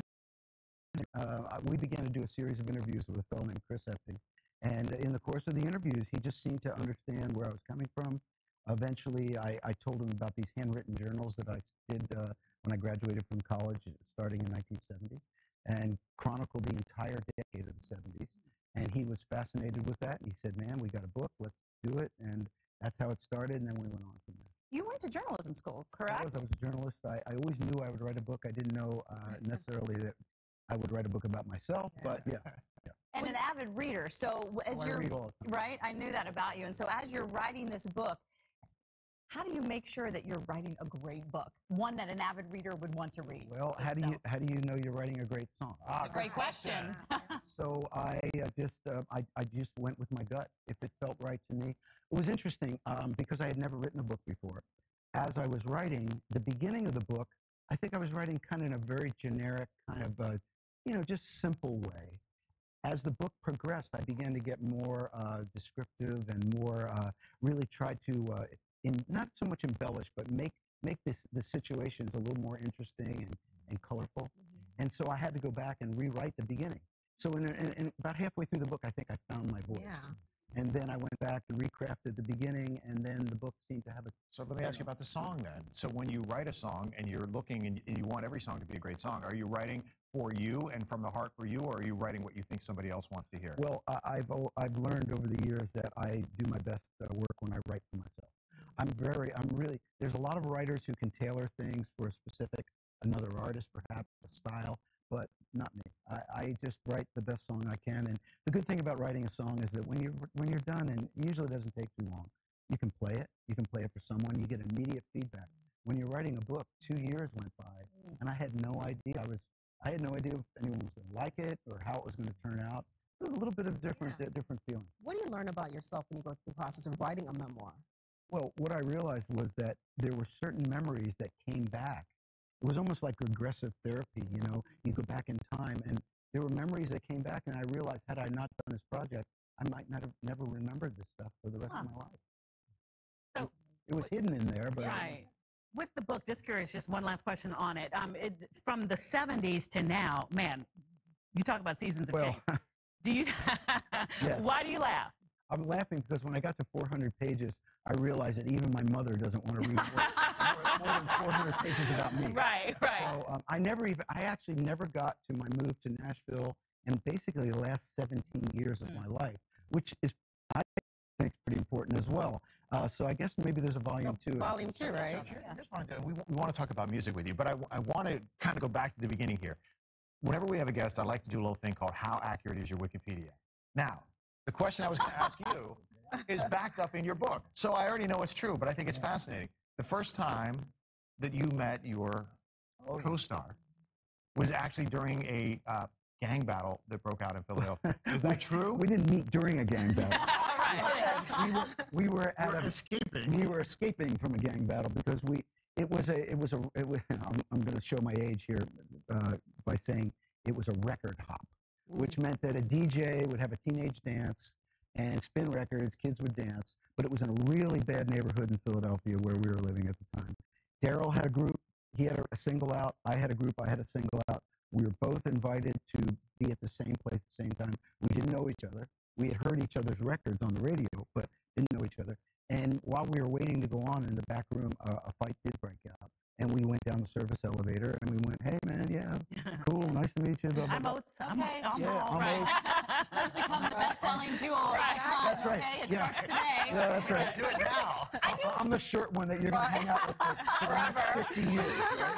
Is this true? Because I thought I heard this, that you all have actually never been billed as Hall & Oates. That's true. if you look at every one of our records, it says Daryl Hall and John Oates. And now it seems like a subtlety, but it actually is. We consciously did that because we wanted to be perceived as two individuals who could be individuals, but yet still work together. And that's what we've always done. Does it annoy when people say Hall and Oates? No, because it's easier. Okay, let's talk about the music, all that great music, and it just went across all races, all sexes, all times, and it's just still so timeless today.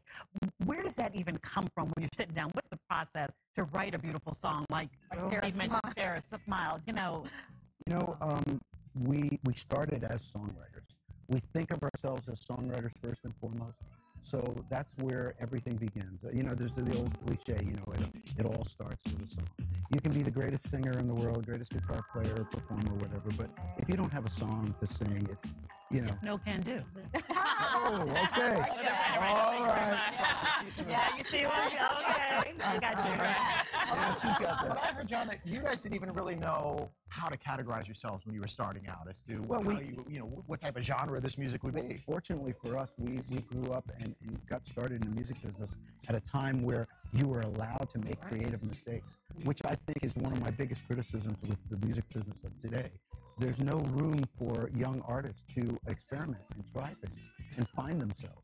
And creative people have to find themselves. You have to, because if you don't make mistakes, you'll never know, really what you can be. You can't write a hit every time, but you almost did. Not really. It took us 4 albums before we got our first hit. You have a favorite song? Well, I like a lot of them, but I go back to She's Gone. Yeah. Because it was a song that was written, it was really the first song to put us on the map, made people aware of us, and to this day we play it and it sounds as good today as it did. 50 years in the industry, and then you still get to do a tour like Verizon Center tonight. You're playing big venues. When you play all these songs and you see people of all ages out there and different generations that are singing along with you, does it still touch you at some point when you're on the stage? It's amazing to me. It's amazing to me that if someone would have told me in the early 70s when I was starting that in 2017 we would be actually bigger than we've ever been in our career and have this incredible broad cross-section of an audience, from teenagers to people in their 50s and 60s. So it's pretty incredible, and I'm very proud of it and very, very grateful. Well, it's pretty incredible that was you're gonna sitting say, here right on the here, couch right? with us, which is why we're not letting him go. We're going to have more with John Oates when we come back. You're watching Good Day DC. This is surreal. This is like not happening. Yeah, that was really surreal, guys. I hope the volume is better for you guys now. I tried to work with that. I'm going to see if I can answer some of your questions first. He was not, thanks Spunky for asking about the audio. I'm trying to fix that. He was not very tall at all, actually. I showed you my selfie with him, and I have heels on today. So I was sort of like this, and it was cool. He was like embracing his height, which I didn't know he was famously short. I wouldn't have known that, but I guess that was the thing. So he was probably my height, 5'4", 5'5", 5'6", I don't know. And then you guys are saying, hang on. Yeah, I know he looks really, really good for his age. I was thinking the same. His hair is thriving. He's funky. It's his attitude. He's still doing his thing. Talking about his music. I think that's awesome. These older stars that are just still so thriving and vibrant. It's cool. It's cool to see. All right, guys. Thanks for joining us on Fox 5 Live. We're going to switch gears a little bit and talk about a bigger and way more serious topic, and that is, of course, a lot of you guys know this, the dash cam video of Philando Castile from the shooting in Minneapolis. Now, outside of Minneapolis, the breaking news today, we're just going to show you this for context, is that his mother, who's going to report on this? You guys? Yeah, I'll put you in. Cam. Yeah, go ahead. So his mother is settling for just under $3 million with the city after the police officer was acquitted. Right. So you guys probably were following this a dramatic case out of Minneapolis that was really terrible in so many ways, and it came out over the past few weeks, I guess. There's a lot of there's a lot of things that have actually, you know, kind of been revealed in the last few weeks. So it's just very interesting that now, like, they're settling for, you know, just under $3 million. You know, you don't really know what goes into that kind of decision, especially Right. with, like, the video of the child and the woman that was with him when it all happened. And so many people are upset. So it's very interesting that, you know, they chose to settle. And, like, what does this mean? Like, is this the end? Or are they just, you know, like, what happens next? Yes, absolutely. And we know this is dramatic video, dash cam video from the shooting that we had on our website. So I'm taking it from there. So it was provided by them, but this came out when this came out. I know that created even more of an uproar about it. It was terrible. The shot, you can hear, like, the shots, you see it, and so it's very, like, it took me a minute to even watch it because it was just so crazy. Same for me. You know, like, I don't know, I don't want to see that. You see it's happening right now. I would love even watching it or playing it out, guys, but just to put in context, it was a very important thing that happened. And obviously, we wanted to kind of put it in context for today's breaking information, which was that the mom mother settled. has settled. So you're right, we don't know everything that goes into that. But that's the latest on the Philando Gosh, case. That kid. Oh wow, I didn't never seen that. I didn't little see part. that the kid came out either. I didn't know that either. Oh my god, that is a little frightening. Wow, and to imagine this will almost be a year ago this month. It was in July last year. Yeah, next week. Which is wild that this all settles, I guess, for lack of a better term, but I guess monetarily now at the end of June as we go into July. So it's crazy. It's sort of coming. I don't know if you guys have been following it, but that's the news there. Hope you guys enjoyed. Let's bring it back into the newsroom here. We'll get rid of that video. I know, scary stuff. I hope you guys enjoyed the John Oates video. We're kind of doing a little entertainment stuff in here today because, like I said, the big stuff is really SCOTUS as people wait outside there for any updates on that. On what cases they'll hear, on if or not Supreme Court Justice Kennedy will retire. That's all big in question today. We have a couple reporters kind of focusing on that as today's stories. But yeah, that's what we're going with today, guys. We're going to look for some more breaking stuff. Let us know what you're thinking about. Any questions that you have, we'll answer them. And we're going to come back shortly. Okay.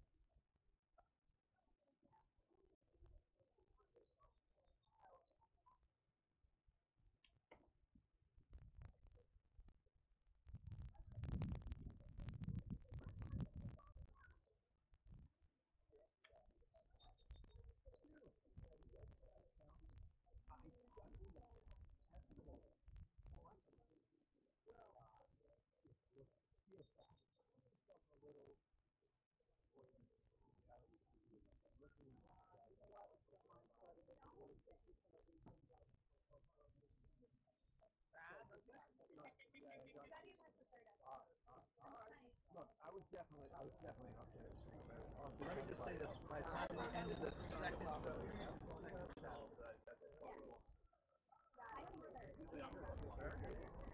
you know what happened at the end. All right, don't jump. All right. And there's another one. They're good. I mean, that's great. Great. Oh, yes.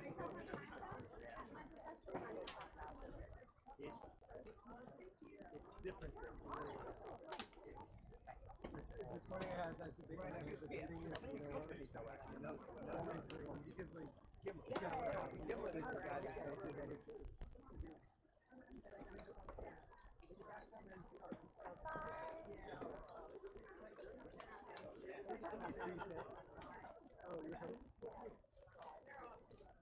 Bye, Paul. Bye, Terry. Bye, everybody. Bye. Bye, Heidi. Bye. Thank you guys so much. Yeah. See, I'm leaving See before what anything happens. else happens. We're getting out of here. Yeah. I got it here. I'm out. Bye. Bye.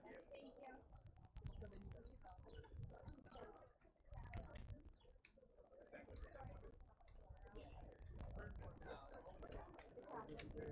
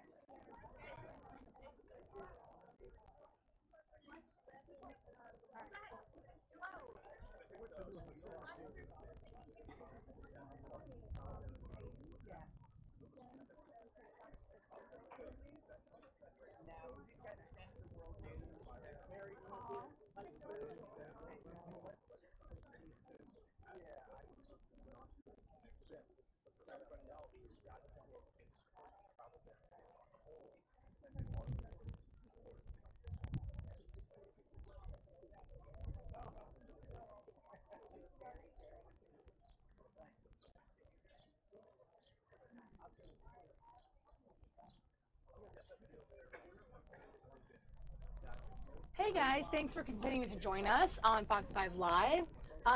This is one of our live shots right now outside SCOTUS, the Supreme Court. You're looking at it. We got tons of camera crews out there, not necessarily all ours. We got one, but everybody else is there awaiting more information on what might happen. As the big news of the day is that SCOTUS will hear the travel ban in October, and some of it will go into effect now. That's Trump's revised now travel ban.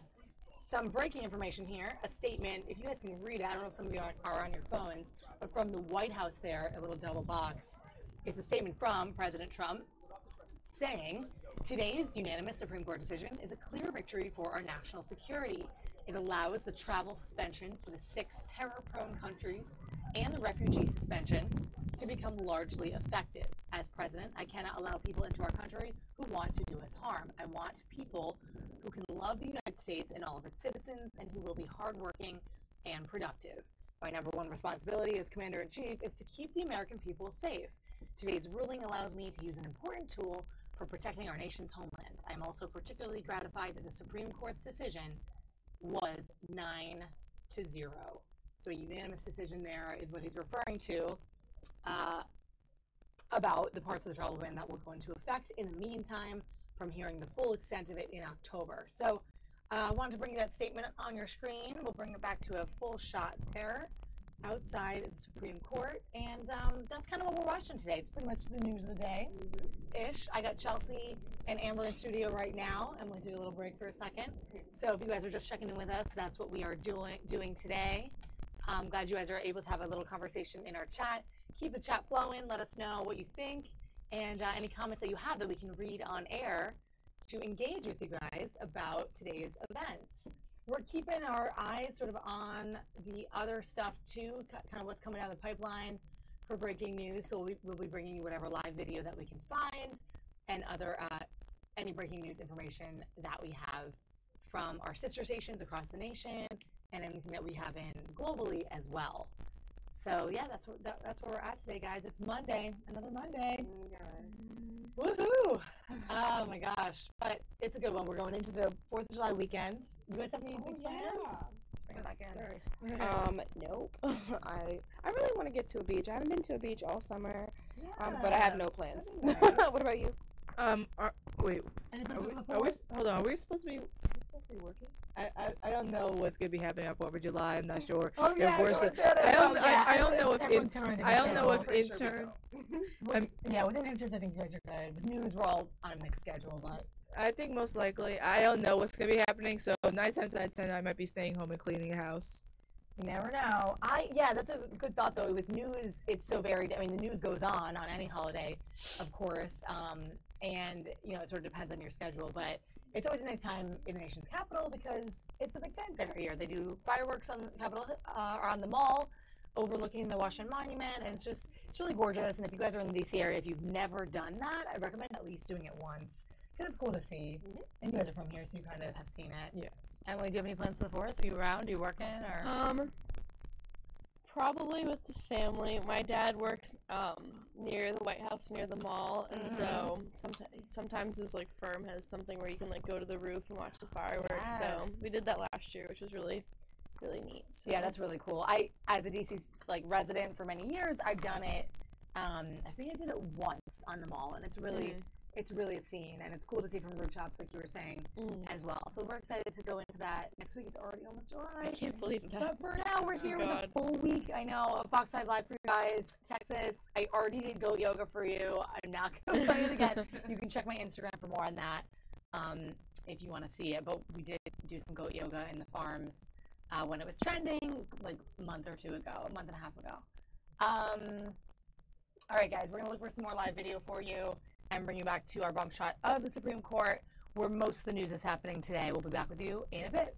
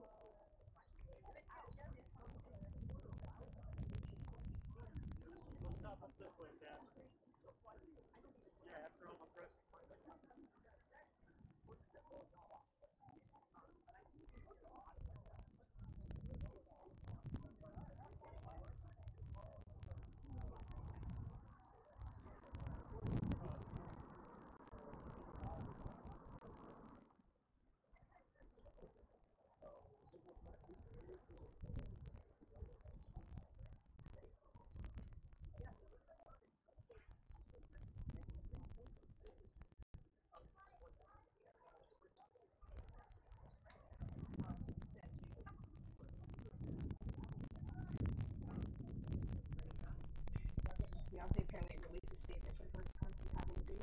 Oh, cool. All right, some breaking news for you guys in pop culture. Justin, you guys got this? Get that mic. Pass the mic. If you guys are Beyonce fans, all right. Yes, Beyonce just made her first announcement since her twins are born. It's still loading, but I got the little update. But cool. We haven't heard from those her. of you who love Beyonce. All right, so we'll wait for that to load. But for now, before that, little teaser on that. Did you guys see? Did anybody see this story? This is a really beautiful story. So going on sort of like the more heartfelt theme. A Wisconsin father, biked to Louisiana to meet his daughter's heart recipient. Now, his daughter passed away. Tragically, her organs were donated, and he spread the word that he wanted to meet any of the recipients, and one person got in touch with him, called him back, and it was her heart recipient. So it's a really beautiful story. Check out this package that ran this weekend, I think, and it's really beautiful. Check it out. Exactly.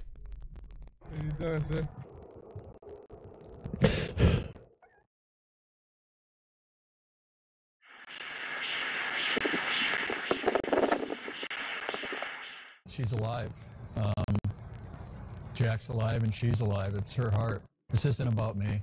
This is about Abby and helping other people in need. It's unfortunate she didn't have a choice on how she was going to leave this earth, but at the same time, just like Abby, making an impact even though she left. Falls this to you, man.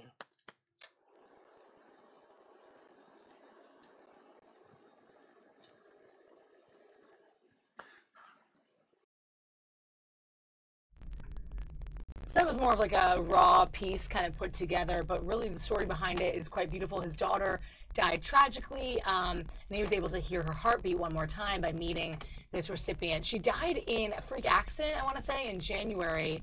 So it was a tragic loss. She was 20 years old.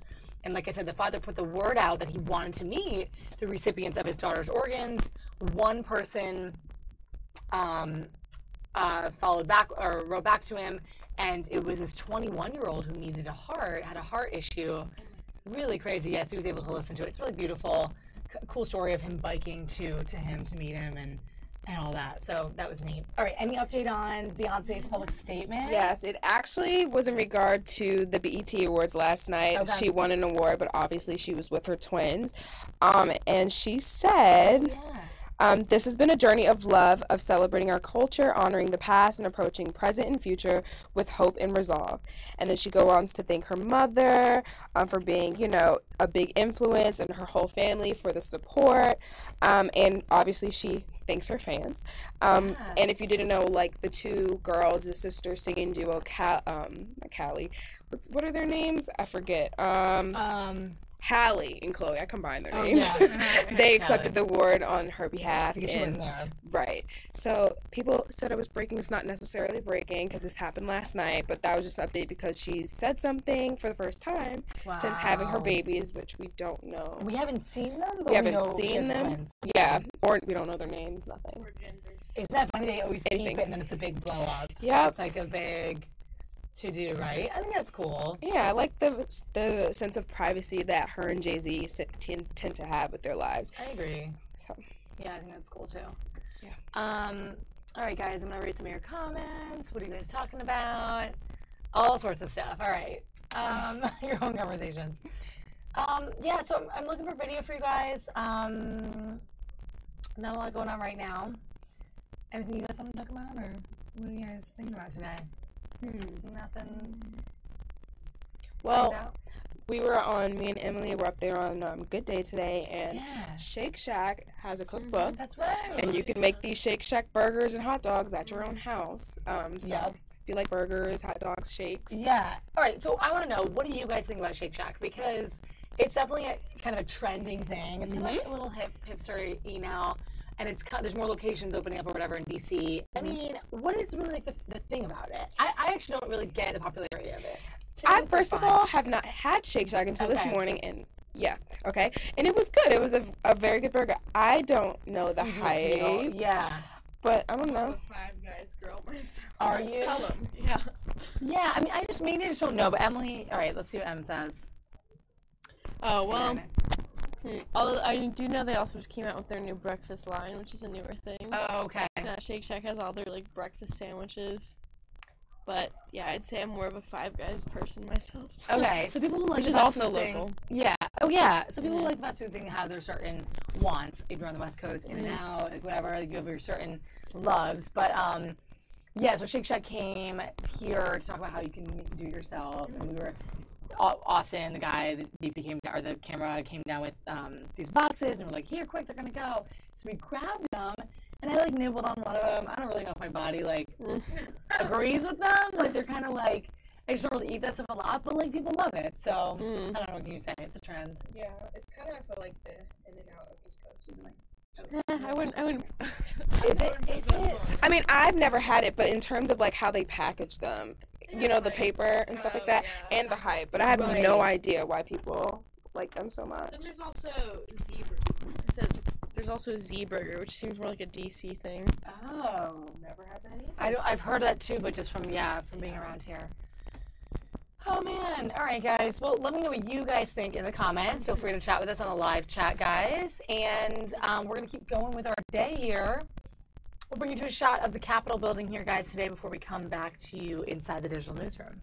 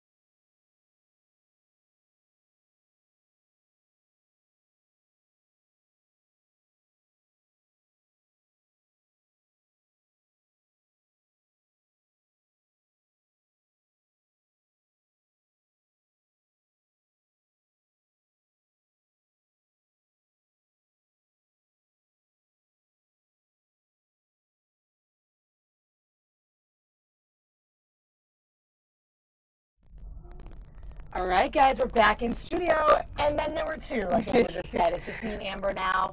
We lost a couple of them here today, but Amber and I were just talking about in common. But actually, it's current for Amber. Amber's a pescatarian. Yes, me and my mom have been. My mom's been more of a pescatarian, I think, for at least 3 years. Okay.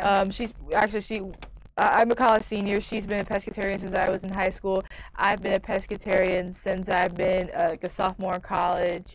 So, other than seafood and eggs, I don't eat meat at all. That's awesome, and it's interesting and it's familiar to me because I was telling her I also was a pescatarian for a long time. I very fully embraced the Mediterranean diet, fish and vegetables, olive oil, olives, all that type of stuff that you get in that area. And it was just by choice. I wanted to kind of try it out. I loved that type of diet anyway. Then I did some world travel. I went to Asia and had some amazing opportunities abroad where I didn't want to give up sort of just living and experiencing life. I knew I wouldn't be there again to try some of the rare food that's there and the rare offerings.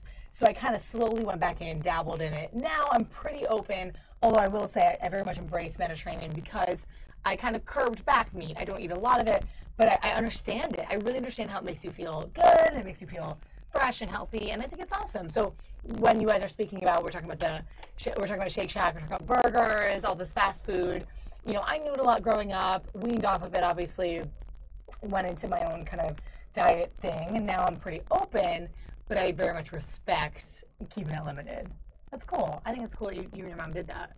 Yeah, we're still doing that. There are some moments of temptation here and there, but when you find some like healthy and tasty alternatives, it does can become less of a problem. Yeah. I mean, in big cities too, there's so many options. Thomas, you're saying you're a big meat eater. That's awesome.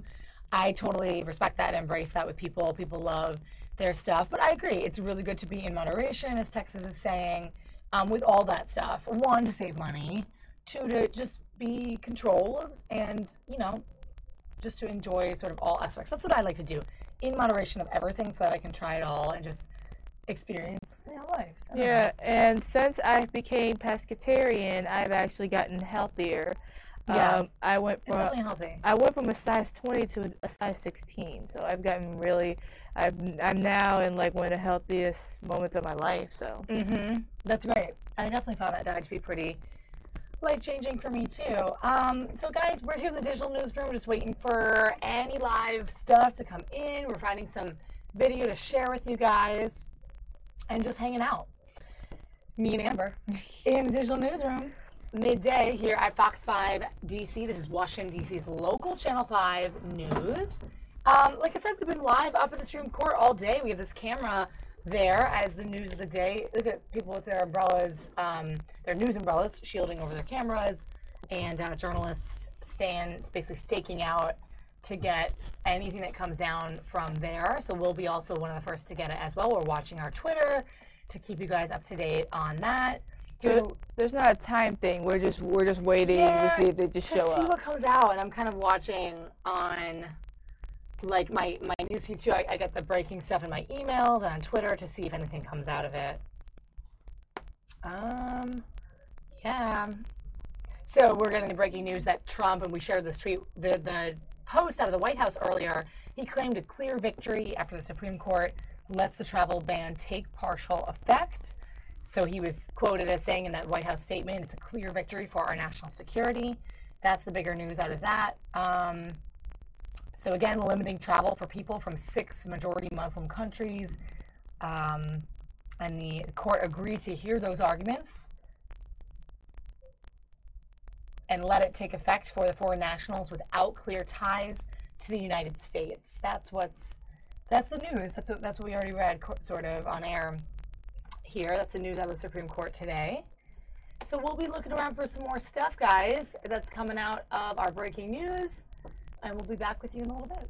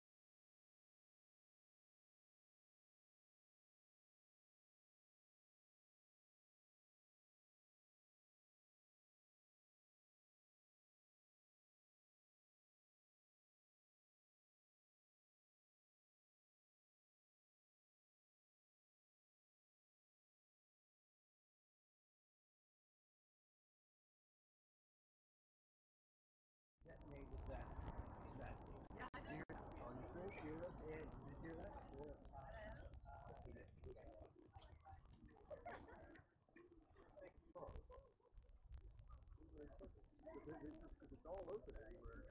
You're on the plaza.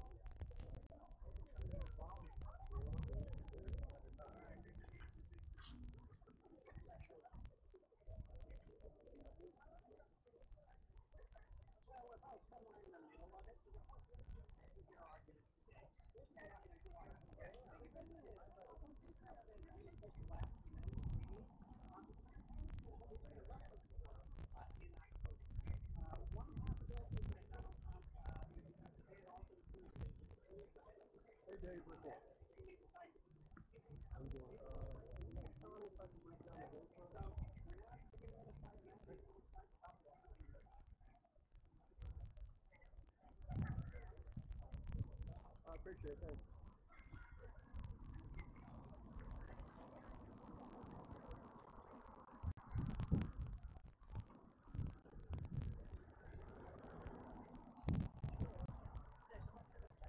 Thanks.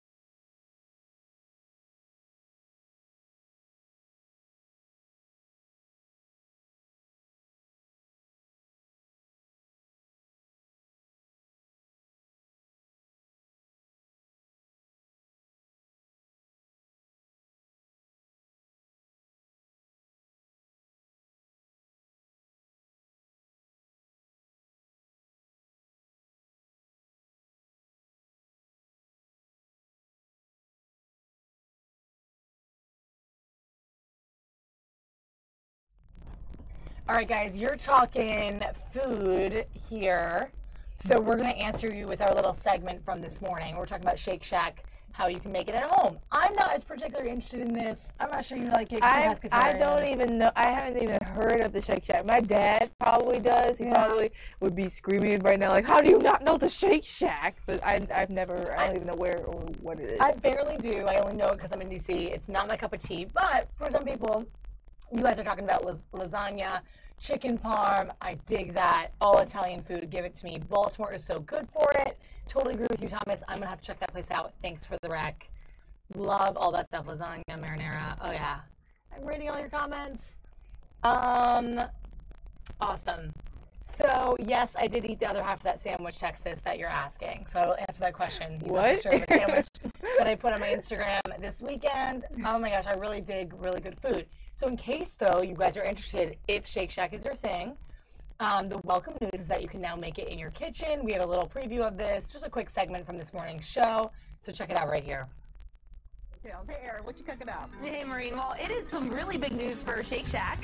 The burger chain is releasing its first ever cookbook called Shake Shack Recipes and Stories. That's why we have them on Cooking with Como today. The book features 70 recipes, 200 fun photos, shake facts, trivia, and so much more. And to celebrate this special occasion, Shake Shack's Logan Circle location, they're hosting a special event today at 12. And the first 50 people in line get a free copy of the book, a scoop of custard, and a voucher for a free Shack burger. But before the fun kicks off, I'm in the kitchen with Alan Ng, and good morning to you. Thank you so much for coming in. Hey, Aaron. Good to see you. So last time Max was in the studio, coming over, Max, he helped us out with our cooking segment, so we couldn't do this without him today. Perfect. One merrier. Thank you. What are we cooking up today? Yeah, we're going to cook up our signature item. Well, not our signature. It's our first one. It's the Chicago dog. So we're going to make some hot dogs today. So you guys ready? Yes. Yeah, we're ready. Awesome. So everybody grab a little spatula. So we're going to get a hot dog, and this is in our book. And showing off the chef skills. Yeah. Then you're going to split it. You're going to split it in the middle. And this is how you can make a Shake Shack hot dog at home. Correct. Okay. So you want to split this in the middle, and you want to kind of have that seared look. And just kind of flip it over? Flip it over. Go ahead. Yep. Your turn. I'm left-handed, so this could cause a problem. Oh, look at it's actually better that we're next to each other. Yay! There we go. Fighting each Right? All right. Okay. And we're going to grab a bun while that cooks on the other side. And what are we doing with these? Putting them on the grill? Put them on. Nope. We're just going to put them in the boat. Easy enough. So we want to toast those, but we have this right now, so you get the. So, but if you're doing this at home, you would toast it first. Yep. Toast it with a little bit of butter. Thank you so much. Okay. All right. Everybody got a boat. Awesome. Perfect. So we want to grab some mustard. Grab mustard. Okay. I'll use that when you're done. So grab the dog first. Let's do the. Put that in the middle. Put that in the middle. Breakfast of Champions right here. And you can find recipes like this in the book. Totally. But if you're not good at cooking, you can always head to the store and buy one. So you want to put one. These are dogs. Okay. One line on the side. One line on each side? the other side. There you go. What if I just like to get creative, like the kids? You can make it fancy. Go wild. The more mustard, the More better. mustard. And then what toppings do we use? So we're going to use cucumber. Okay. Put one on one side. Mm-hmm. And then we're going to do a pickle on the other side. Okay. There you go. All right. I'll take another pickle just because I'm You like pickles. That's the best. cool. And what other Then you're going to do the Rick Fix relish. Okay. Then you put it on the cucumber side. And then onions on the other side? Yep. All right, we got this. We're making beautiful hot dogs. This is awesome. I don't need the onions. I might be making out with somebody later, so let's hold off on that one. Breath quality is always important. go. I don't know if you'll find that in the cookbook, but that's why we have Max here. We can make that in the store next the next version. So So if you head out to Logan Circle today, you can get a voucher for a free burger, a copy of the book if you're the first 50 in line, and get some great recipes just like this. So you put the hot peppers on too? Yep. You can put the short peppers on the side. Pound me with peppers. Yeah. Oh, I know. Max There you go. loves red peppers. Here you go. Look at this presentation. So you can get creative at home if you're making it at home. But I will say, as we finish these hot dogs, last time you were in here, you had your shirt off in the kitchen. Well, you made me. It was all my idea. I mean, can you blame me? So Tucker Barnes, he's kind of our resident shirtless chef. He got a little jealous because he has his own abs commercial. So he wanted to come in. I hear you needed a side order of beef after this segment. Right? Where's it at? Oh, damn, I got that. But this is a chef shirt off. Apron. Ah! You want to give him like brought my. So there you go. There you guys have it. You guys can just pose and be our eye candy while we wrap up making some hot dogs for the rest of the crew over on the couch. Don't forget. Look at that bronze body right there, huh? Check that out. If that's not suggestive, I don't know what I is. think I'm blushing, so I'm just letting you know. For more info on the Shake Shack cookbook, you can check out our website. And again, great recipes like the Chicago dog that we're making, all on the pages, great stories as well. You get a milkshake. Don't drink it. No, don't drink it. Eat each other. That is exactly how you get those abs. Paying attention, Doc? Ridiculous. Just two dudes hanging out. You know what? Really, that segment was a special birthday gift for. I don't think so. No. There are some things you cannot unsee. Come on. Oh, that's cool. All right, so that was the segment from this morning on Shake Shack. I gotta say, it's not my cup of tea, but it's not for everyone. I know you're not really into it either. But there was a cute little segment about making that stuff at home. But really, I'm more interested in some of your comments, guys. You guys are giving me some awesome advice on delis and especially Italian places in Baltimore. I'm literally writing them down, Thomas. Thank you so much for these. Atman's and Sabatino's. And I will say my experience in Little Italy in Baltimore is so amazing. It's so authentic. It's legit when it comes to food. The people are authentic. It's an amazing enclave of Italians and true Italian food, which I appreciate. And you guys asked me, or somebody asked me for a rec in DC. And I will say, and in my mind always goes to the Italian places, the best, my number one, and it used to be kind of a secret, so I kind of hate giving it out, but now it's known, is called A Leteri. It's in the Union Market area of DC, so on about 5th and Florida Northeast. It's a little Italian deli, amazing wines and sandwiches, A Leteri. Also a very newly opened Italian deli is called Capo on Florida Avenue Northwest. CAPO, Capo is Italian deli. They're doing some authentic stuff. The founders are from Sicily. The owners, they're originally from Florida. They're Italian Americans. So those are the Italian ones that come to mind. But I will tell you, I'm also more about the true deli than like this fast food kind of craze, but some people are really into it. So can't really say anything bad about it. It's exciting to kind of be able to cook it on your own, I think. That was a little segment from our show earlier today. Really what got me though was John Oates being in studio. That was super fun to have the legend John Oates on Good Day. They did a little karaoke. That was fun. Yeah, I saw that. But yeah, guys, in other news, if you're local to this area, and I know some of you guys aren't, but I'm still going to play this out because it's kind of interesting. Metro is preparing for some big time changes. The prices are going up. They're implementing some fares starting today. Yeah, we actually started yesterday. They increased by a certain amount for peak hours, certain amount for off peak hours. Buses increased. We kind of go through this type of surge every so often, every certain amount of years, and it's not very welcomed. Yeah, now they're saying that it's going to change from 10 cents to 25 cents depending on where you are. All Metro fares will increase by 25 cents, and that the maximum altogether is like $6. Then buses are going up $2. Yeah, and the times are changing and all that kind of stuff. It started yesterday. So it's really interesting to see. It's almost more affordable to split Ubers, take Uber pools, Lyfts, car to go. I take a variety of things in the city, but check out this little video that Metro prepared about the changes.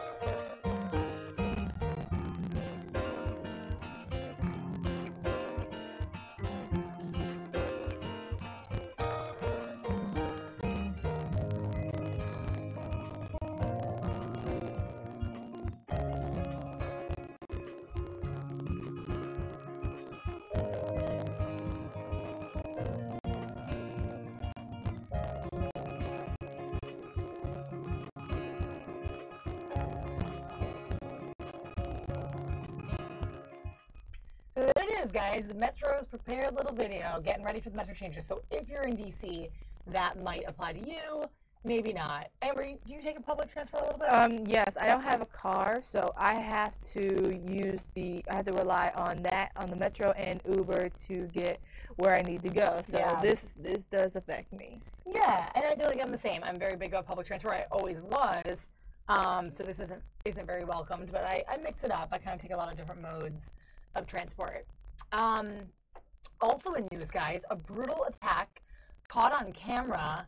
You gotta check this out. I'm prepping up this video right now. It was in New York, and I'm gonna give you a little rundown first. I'm literally writing down these restaurants or the eateries that you guys told me about. So I have that list for Baltimore. Yeah, for later. So I'm gonna back this up, but this was an attack caught on camera in New York. Let me give you a quick background. Sorry, not New York. This is out of our sister station in New York is where I'm grabbing it. It's in a Georgia restaurant. It was a quick chick takeout stand. It's a chicken thing. It's a chicken stand. And a couple ordered 2 chicken meals, complained that their food was cold and that there wasn't enough of it. And then after talking to the couple, the owner of the restaurant talked to them, and then the female suspect that was part of the couple started slapping and punching the owner in the face. The owner's daughter got out of their truck, 15-year-old daughter, to try to intervene. She was punched in the face by the male suspect, knocking her off her feet. Witnesses called police, and the couple drove away. So check out this video, guys. You're going to see it all go down.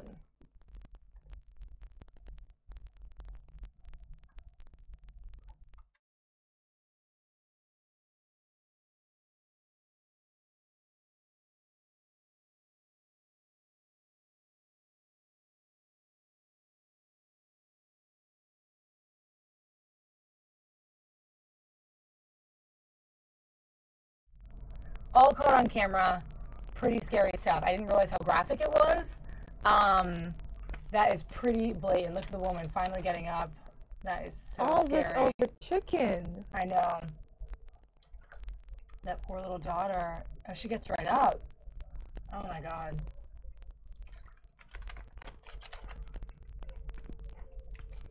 This is the kind of stuff that makes viral videos now, which is wild. This violence.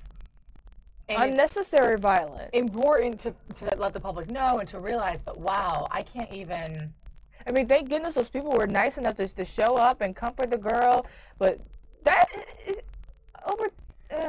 Yeah, a restaurant beating. Like I said, the police said that the couple left in that silver Cadillac Escalade. And the woman, the owner, suffered a broken nose. The daughter had a few bruises and a concussion. Whew, not good stuff, guys. Viral video out of Georgia. I mean, this isn't the first time I've heard of people going crazy over food. One lady called 911 because they weren't ordering, her chicken nuggets weren't coming out in the time that she wanted it, or something was wrong with it. But the amount that people react over food, right. it says something not just about how people are, but in a way, it also shows like how people are hooked on the food or just obsessed with it to the point that if they're away from it, or if it's not done the way they wanted it, or if it doesn't come out at the time they wanted it, they react in a way that's just completely unnecessary. Totally. It's totally unnecessary and brutal, and it makes these videos, you know, spread and go crazy, and it becomes something I'm clicking on to show you guys. This was in Georgia, Texas. It was, I'm not sure what town. It was a sort of a chicken stand on the side of the road, it seemed like, or at least some type of small, like I said, quick chicks. It was a kind of a quick chicken establishment. So this reminds me of the time years back.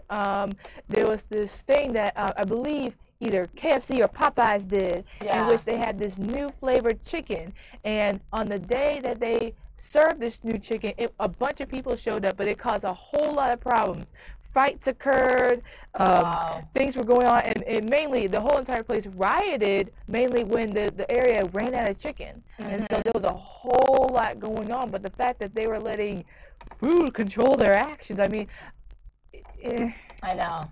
I don't know what to say. It's crazy. And in this world of social media, we have all the ability now to record it, to spread it out there, to spread the word, get people obviously involved in capturing suspects of this nature.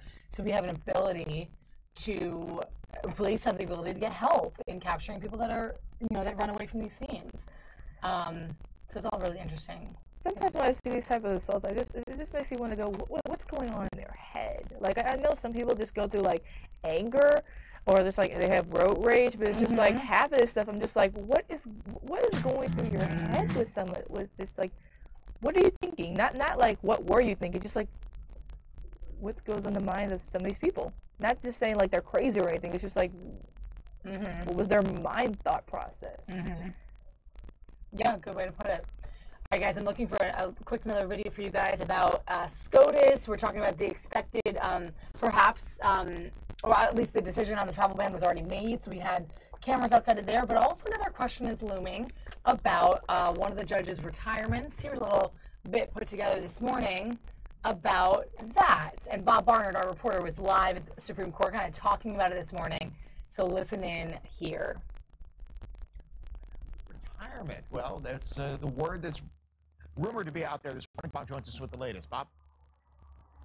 Hey, Steve, Allison, good morning to you. Yes, this is poised to be a big decision day here at the U.S. Supreme Court as its current term ends today. As the cameras clicked away for their class photo earlier this month, there was Justice Anthony Kennedy looking relaxed, chatting with his fellow justices. But does he know something that we don't? Is he stepping down? Speculation swirling now after his clerks suddenly pushed up a reunion party over the weekend. The administration facing questions now about the possibility of another court vacancy. But counselor to the president, Kellyanne Conway, wouldn't say much. Has he said anything to the White House about his retirement plans? I will never reveal a conversation between a sitting justice and the president or the White House, but we're paying very close attention these last bit of decisions. Justice Kennedy is 80. He's been on the court for almost 30 years. He is often the swing vote, making his opinion critical. If he steps down, President Trump will get to make a lasting imprint on the court after already selecting Neil Gorsuch shortly after taking office. It would be huge. It would really be a seismic shift for the Supreme Court. On the other hand, Kennedy could easily stick around. Either way, the other big news for the court this week may be its decision on the president's controversial temporary travel ban, targeting a half dozen mostly Muslim countries, with the administration asking the court to overturn. So this is the info now on the travel ban, which we already saw that already came out. But the big question still remains about Kennedy and his possible retirement. We haven't really heard that officially yet, so I'm keeping an eye on those tweets and the emails to see if anything comes up.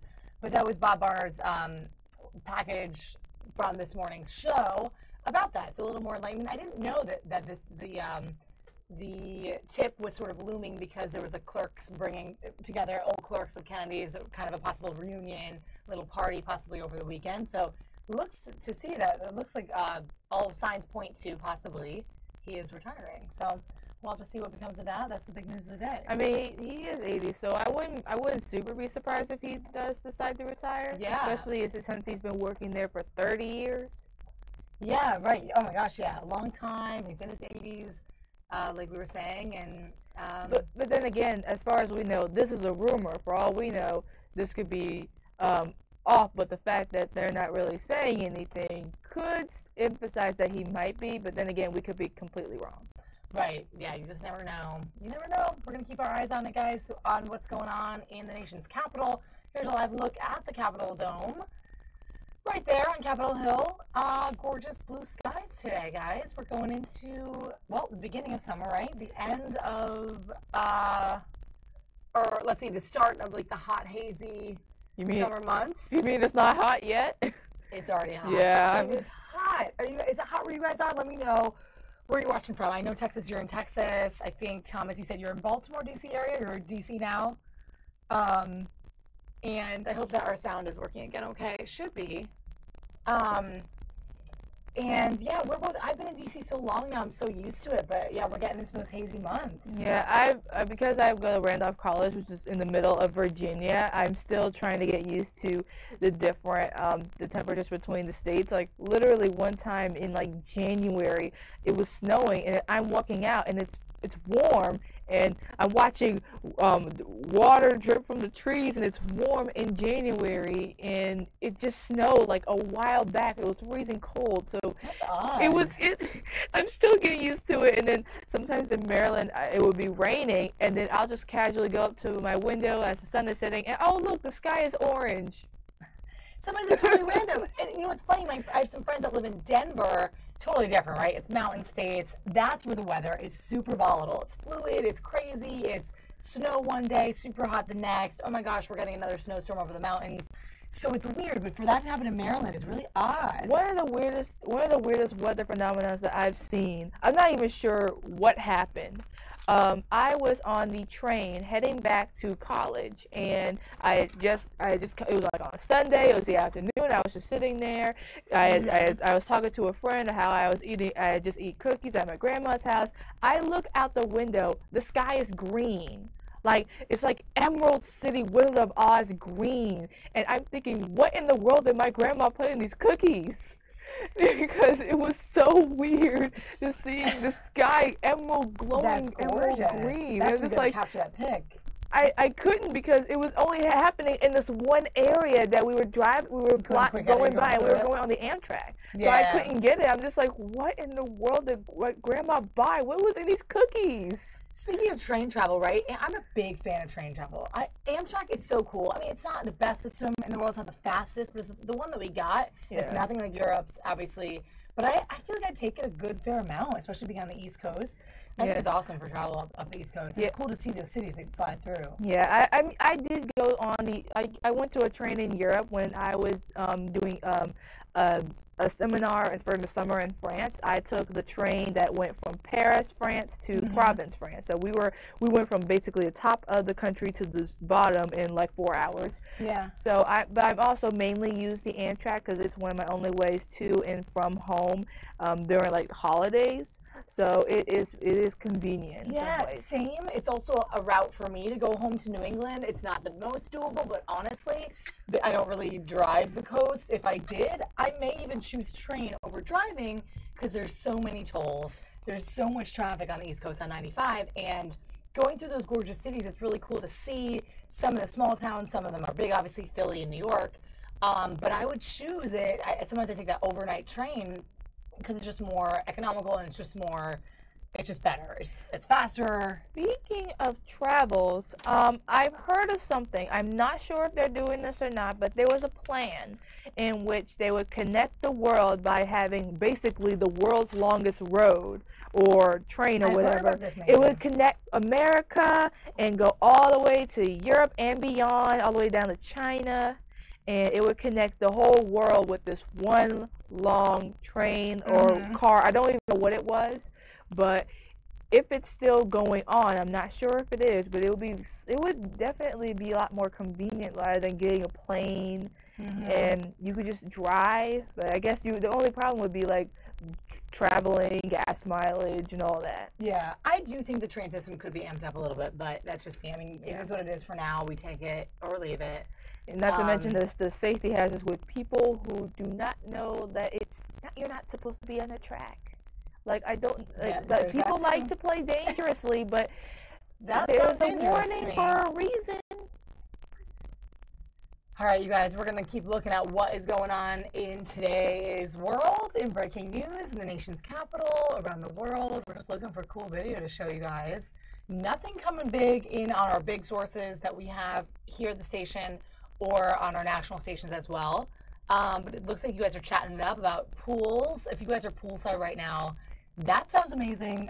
I am definitely not in the pool right now, said why green. Yeah, someone is in, or one of you guys were at your pool. That's cool. Definitely, I'm trying to read all the comments, but it's hard to go through them. Like I said, we're just kind of waiting on more things to come down. Question about SCOTUS, Kennedy's retirement. Is it happening? Will it break? We're going to keep our eyes on that, on anything coming in on Twitter, and we'll keep you guys posted as we get more stuff to share with you. I know they have some type of press conference possibly coming up at 1:30. That's more of a local story. So I'm going to keep my eye on that, and I'll bring that to you if it comes down our pipeline, guys. We'll be right back.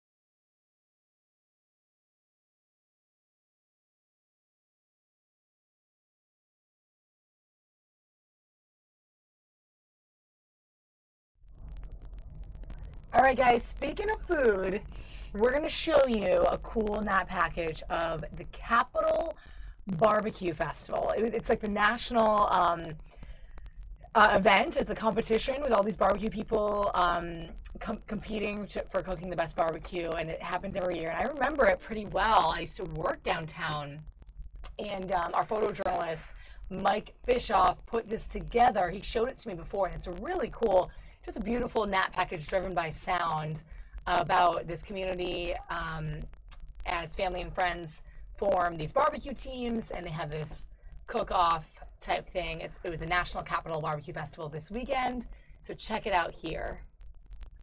Awarded to the winners. Fox 5's Mike Bischoff has all the excitement from the big event. Cooking rib tips. You see the rib tips? I love it. You got boom, boom. Here we go.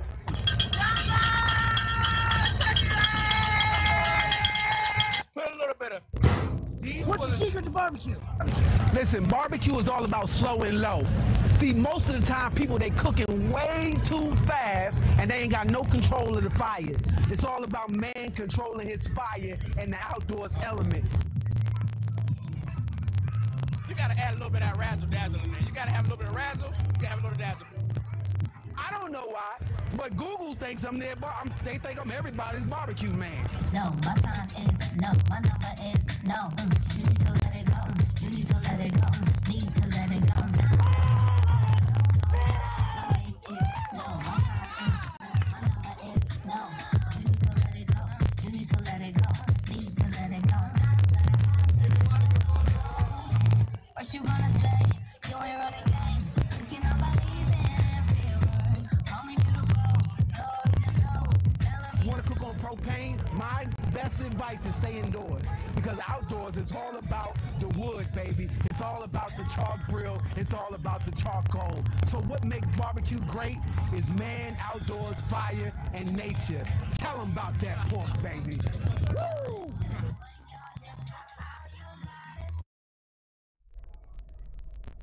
Yeah, I love that. So that was a cool package put together. I think you did such a good job with that. That was over the weekend. Does that make you want to eat? No. Does it make you want to eat meat? Maybe. Like I said, as a pescatarian, there have been some temptations here and there. I miss chicken nuggets, I miss bacon, but there's some like healthy alternatives out there that make it like good. So like for example, there's this restaurant I go to called Everlasting Life. They have these tofu drumettes that I always get. It's just like, yes. That's super cool. Yeah, it's neat. Sometimes you want it. It's cool to hear sort of the craft, the artisan craft behind cooking barbecue, what these chefs say you got to do, and it's neat. Also, guys, in breaking news today, this is only really relevant to local people, but we just got clearance for this photo. Check it out. It looks like they're putting out a fire at Union Station, part of DC Metro. That's on the red line. Not cool. Somebody snapped that pic, gave us rights to use it. I know everyone wants to sort of see what's going on in Metro life, and Metro has seen a lot of problems over the past days, months, weeks. But at the same time, they've also gotten an update with the good things like the trains. They're now taking out the old trains and they're replacing them with the new and safer trains, the newer, cleaner, and safer trains. But there are still some problems rising. I was there last Friday when everything got backed up because I don't even know what happened, but the entire red line was completely crammed. There was a lot of delays, and then right at Van Ness UDC, everyone had to get out. Yeah, you just never know what's gonna happen with Metro. We have issues with it all the time. This is today in Union Station, and not a pretty picture there. What happened? It looks like it was something around the where the lights are, so it may have been something with the lights or something. Because that's where it looks like he's pointing it at. It's possible. I almost want to say it's something because things formulate like on the track with the friction of the wheel of the trains going by. I don't know though. Maybe it's lights. Really don't know. It does look like quite a scary shot. And whenever you're seeing that and you're trying to get to work, look at those people. They're all like, yeah, they're just like, I have work to do. I have to go to work. I can't explain this again. Absolutely. So. That's that with Metro, guys. And it looks like based on where it looks like it's going from, not like heading the opposite direction, but it's like heading down towards where like Metro Center is. but that I can't quite tell. I think no, I'm wrong. It's the other way around. It's the other way? I think it's the other way because I I can't went tell. I went there. I went through like Union Station like last Wednesday, and so I might be right. I could be completely wrong, and I'm just like doing guesstimations. Yeah. Okay, guys, go back to the political sphere. In case you guys are interested in this, this is a live picture of inside. Let me bring this to you here. Inside the White House press briefing room. They're now off camera, so we don't actually have that. We're not going to actually have those to play out for you. Maybe not ever again. Maybe definitely not today. We don't know, but the news is that these are now off camera. So Veronica Cleary just tweeted that out. These are it's the format for the press briefing in the White House at 1:30, but it's an off-camera briefing scheduled to start at 1:30. So it's probably going on now. It's 1:42. Yeah, definitely going But on again, now. we don't have that live on camera for you guys anymore, at least right now, as they started to schedule them off camera and not allow cameras in that room. So pretty interesting stuff coming out of the White House there.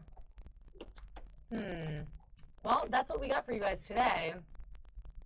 We're going to keep you updated if anything comes out on Capitol Hill. But for now, take a live look at the White House. Instead of going inside it, there's a look in the external view of the White House today. Flag is flying. And we'll leave you there for just a moment.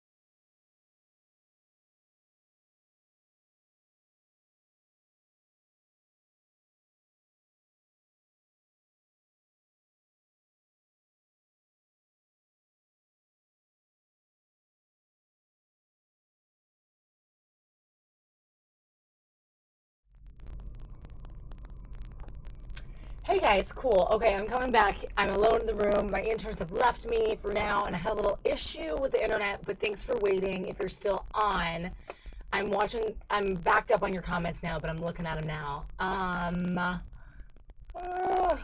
Checking out your barbecue comments. Yeah, the barbecue looks amazing, right? The chicken, the pork, the beef.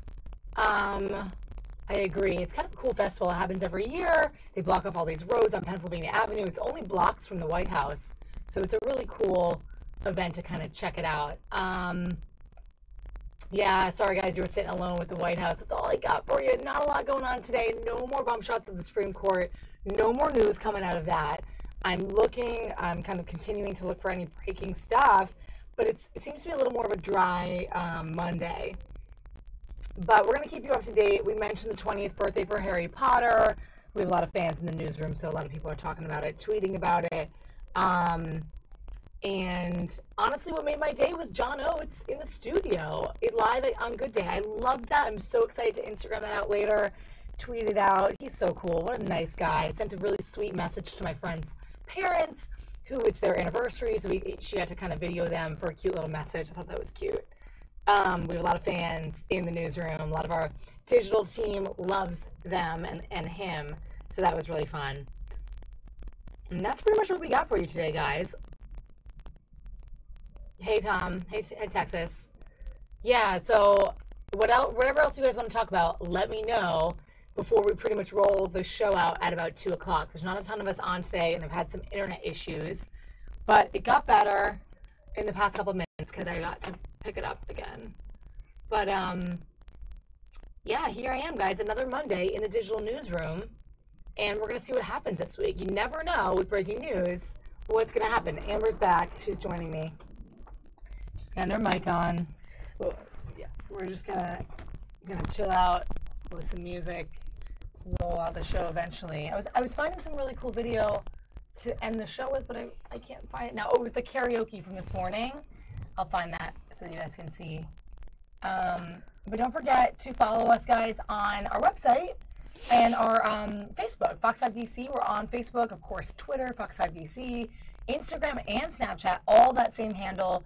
I have a hand in some of them. I kind of take part in them, try to do some Instagram stuff and Snapchat stuff in the morning, and we write stuff for the web as well, so we keep all our web stories updated as well. And so don't forget to follow us there.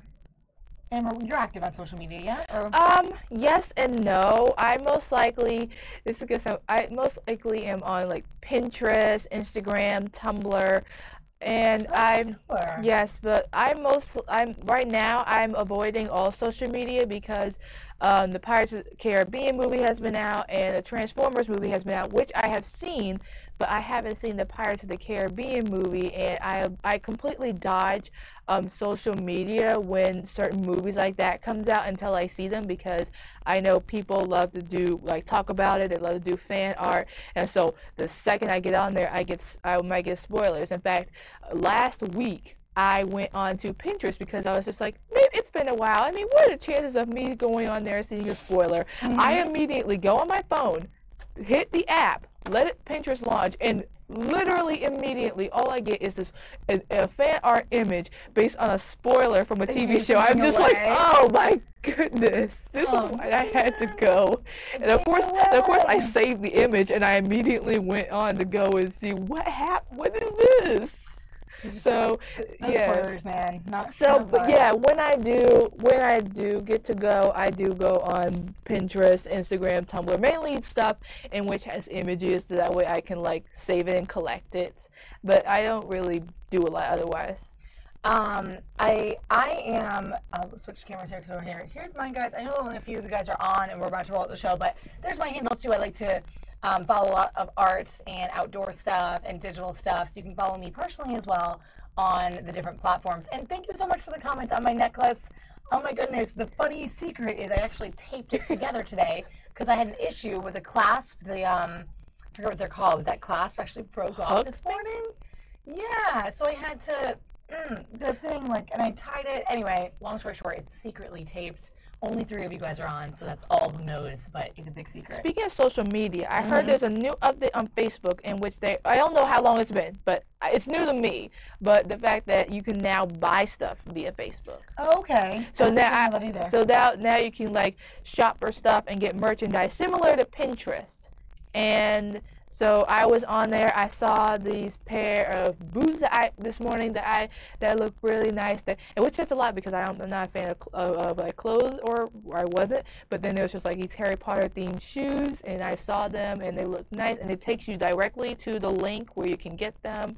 So it's kind of like doing something similar to Pinterest and Instagram. So I guess it's something they're just trying to get up with the times. Yeah, interesting. So, I mean, nowadays, Amazon is ruling all that. Oh yes, Amazon.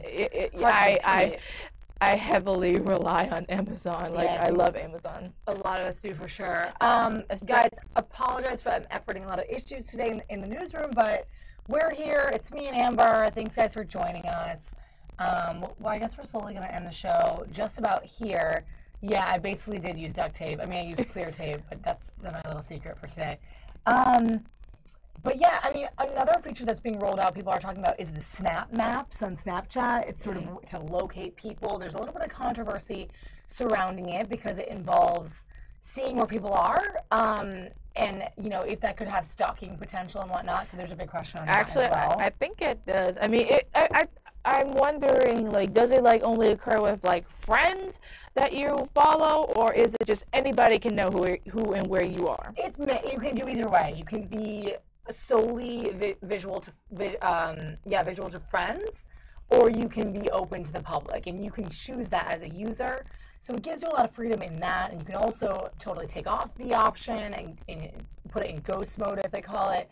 So there's a lot of ways to kind of work around it, but it is a new feature that people are talking about. I know parents are good at, or kids need to be careful when it comes to that, because who knows what could happen. Yeah, definitely. So another question in social media for today. All right, guys, so it's only a couple of you guys, and we don't have any major decisions coming down the pipeline as far as anything new with the news about the Supreme Court, any other new video or breaking stuff. I was hoping to have some interesting stuff for you guys, but hopefully you caught it at the beginning of the show, trying to bring you some of those viral videos of the day, keep it super newsy and trending. A lot of scary stuff in those trending videos, right? There's the fights at the chicken restaurant, there's always people, you know, stealing something out of something, and there's video of it. It's just a bummer. Yeah. That is what is today's trending video, but that is what it is. And cool, guys, thanks for your comments on what different apps you use. I know we're all kind of in the social media world together, and it's a lot of what we bring to this show, right? Because we're on YouTube, so we want it to be full of that dynamic, full of people or trending things, and using the apps that people use that also watch YouTube. So to make it really digitally rounded, I think it's, you know, important to talk about these apps that a lot of us are getting our news from. A lot of us are communicating on them, reconnecting with old friends on them. It's just the way of the world now. But yeah, that's about it, guys. That's all we got. I'm just trying to read. Well, here. go back up. Go down. We're just looking for more kind of viral yeah, stuff I'm to just bring to we're you. just like But scrolling. yeah, that's all we got. No more stuff for you guys. It's almost 2 o'clock, so we're gonna end the show just about here. But as always, don't forget, guys, to follow us. I know a lot of you guys who are on already do. And we'll be back. We're back on weekdays here. I think I'll have intern Cam in here tomorrow. He'll be back on his normal rounds. And so we always have somebody in here in the intern Cam in the digital room. We're on at 11 a.m. and we go for the middle of the day so that you can get live news as it happens, tweets, all that stuff in one place. And we're here at Fox 5 DC for that purpose. So guys, with that, we'll leave you with a shot of our nation's capital, which is where we are. Play a little music to roll it out, and we'll see you tomorrow at 11. Don't forget to tune in, guys. As always, good to talk to you guys. Tom, Texas, anybody else who's on. We appreciate you. So we'll see you tomorrow.